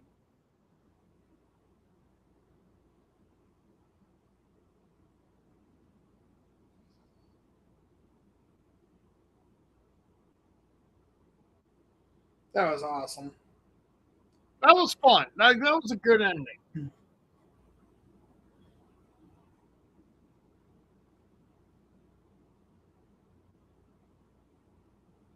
I do wonder if that means if Randy is going to be going soon. Yeah, I mean, well, dude, he's in his like mid to late 40s at this point. It's it's about time. And he had a major fucking back injury like a couple of years ago.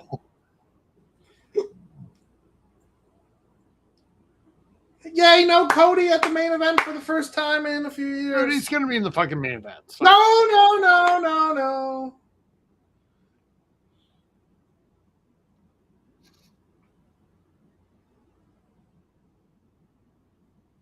You know what I'd be down for? Grumpy. A surprise Cody's KO return against Cody. Is it what? A surprise KO return against Cody. Oh yeah. I don't think it's gonna happen. KO's not there yet. He is training. That's what I'm saying. Is KO should come back like the Masked Man, but have just be obviously be him, because it's so stupid. The other ones, just make it, at least fucking make fun of it. I think. I mean, let's be honest. If it was KO, we would know. That's why it would be funny if you do it and you have the KO, literally how he has the duct tape KO. It would be great. All right. Well, that was a thing. We did it. We made it. Okay, so Elimination Chamber, done and gone. Steven, overall thoughts on the show? It was fine, ish. It was fine. I feel like the final moments really saved it. Yeah, I was pretty bored because I just assumed it was going to be Cody. I think we all did, and good on them for doing that and baiting us and pulling the rug out. Best match of the night was probably Finn against CM Punk, but the problem with doing it right before Mania and when you already kind of have announced Roman against Punk, no one believes that Balor's gonna win. Yeah. Which just sucks. It feels like that always happens for Finn. He always is the one, right? Right before a big thing where you're like, okay, you're not winning this ever, and so it just sucks. And Sammy gets that treatment too, but at least Sammy got at least a belt. Finn's only got the tag teams, which I barely count. Especially because he's a better wrestler than that. And especially on Raw. Yeah. No, I agree with you. I think it's one of those where you just have to appreciate good wrestling by two really fucking really good, performers. But yeah, there was no doubt about who was going to win that. I thought the women's chamber was fine to good.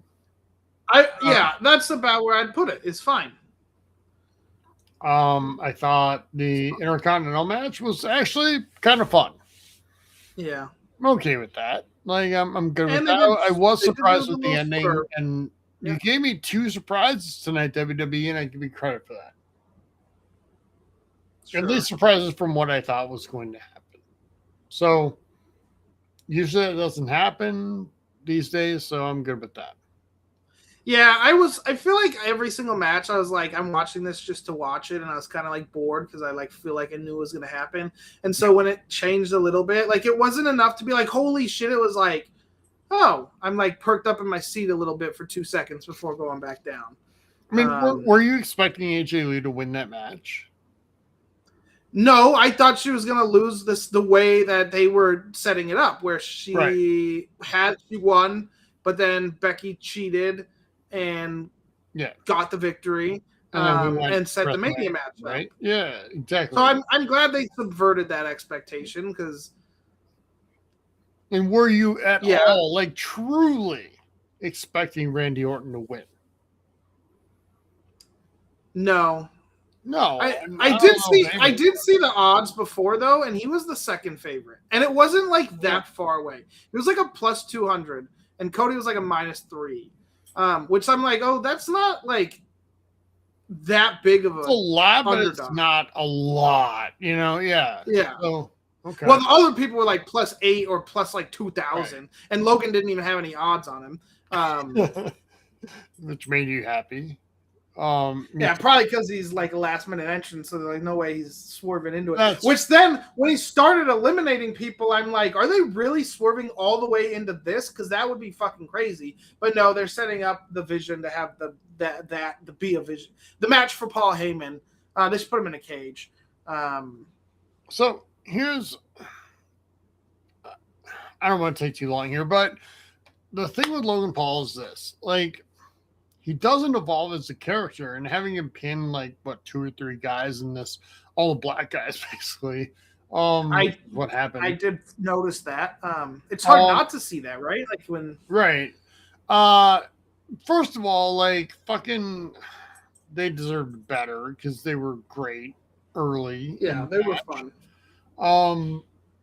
Logan Paul, like, stop trying to make him a fucking superstar until he earns it. And I don't. Yeah, it's almost cheap heat. It's what it is. It's just cheap heat. They know like he's not likable. A lot of people hate him because of who he is just as a person, and well deserved. And then it's like he'll do this stuff, which just can. Again, it's the cheap heat, but it's like it's not the heat that you want to root. Like you like love to see them lose, but like you want to see him win a little bit. Like I don't want Logan Paul on my screen at all. You know how I know, Steven, that they know he has stalled in his career? It's because they put Paul Heyman with him. Yeah. That's how I know. Like, when they put Paul Heyman with Borg Laser, I know it's just because that is fucking magic, right? For some reason. It just is. Well, Borg's not good on mic, and no, he's terrible. Borg's a dominant like wrestler, right? And when you have Heyman speaking for him, it really helps. It just works. Yeah. But Logan Paul should be a good talker. He's a social fucking media star. Yeah. That should be a strength, and he's not. And like his character has stalled, and having him pin all the black guys isn't gonna make that better.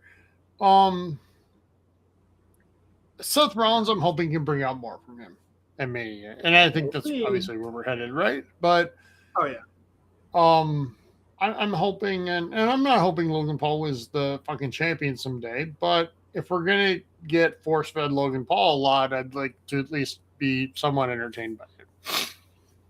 Sure. Overall, Steven, I'll give the show 3.5 out of 5. And that was fine. I'm a 3-star. Like that is just 3 stars. Like, That's, honestly, actually, you know what? I'm dropping it to 2.5 because it was fine. I wasn't offended. I mean, I was offended by there being 30 minutes of entrance for the men. God, like that was ridiculous. And I feel like you could cut some stuff and put another match in there. And still hit the 3-hour mark. It's just the product itself is just shitty right now. Like the whole like not the actual wrestling, but everything else is just shit. No, when you get down to the wrestling and you get down to the talent, it's fine. Everything else is a pain in the ass to get through. It's a slog. It is. And that's the challenge right now with WWE. Is like, man. I've never been less excited for Mania than this year. No, like it doesn't even feel like we're on the road to WrestleMania. It really doesn't. There's like a couple matches I'm like, I mean, it'll at least be watchable, but there's a lot I'm like, man, dude, we have to do 2 fucking nights of this. I am not looking forward to also, how many matches tonight were designed to set up Mania matchups? Most of them. 3 out of the 4. Yes. Assuming Becky, AJ.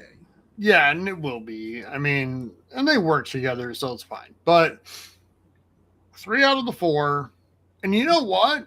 That's on you, WWE, for not putting together a plan and delivering on it. Like, but you're asking us to stay engaged and involved. Yeah. That's why I haven't. Yeah, Mania feels like a chore more than ever before. Like I'm hoping you give us it's 2 nights, Tyler. Fuck me. But Steven, we've come a long fucking way from 2 years ago when it was amazing in the main event and not in a good way. Yeah. So anyway, 3.5 out of 5 for me, 2.5 out of 5 for you, which is about right. I'm usually a little higher on these. I maybe am just a softie, but that's where we are. So, All right. Yeah, we'll be back for WrestleMania in about a month. Right, no, a month and a half. We'll see. I mean, we'll be back for it. I'm just saying, we'll see how that. We'll see how it goes. Yeah, we'll be back in about a month and a half for WrestleMania. Until then, subscribe to the channel, like the video, all that good stuff, and watch for a bunch of horror movie content. I got a bunch of Scream 7 stuff out right now and coming more tomorrow. So watch for that. And yeah, other than that, we will talk to you soon. Goodbye, everybody. Bye.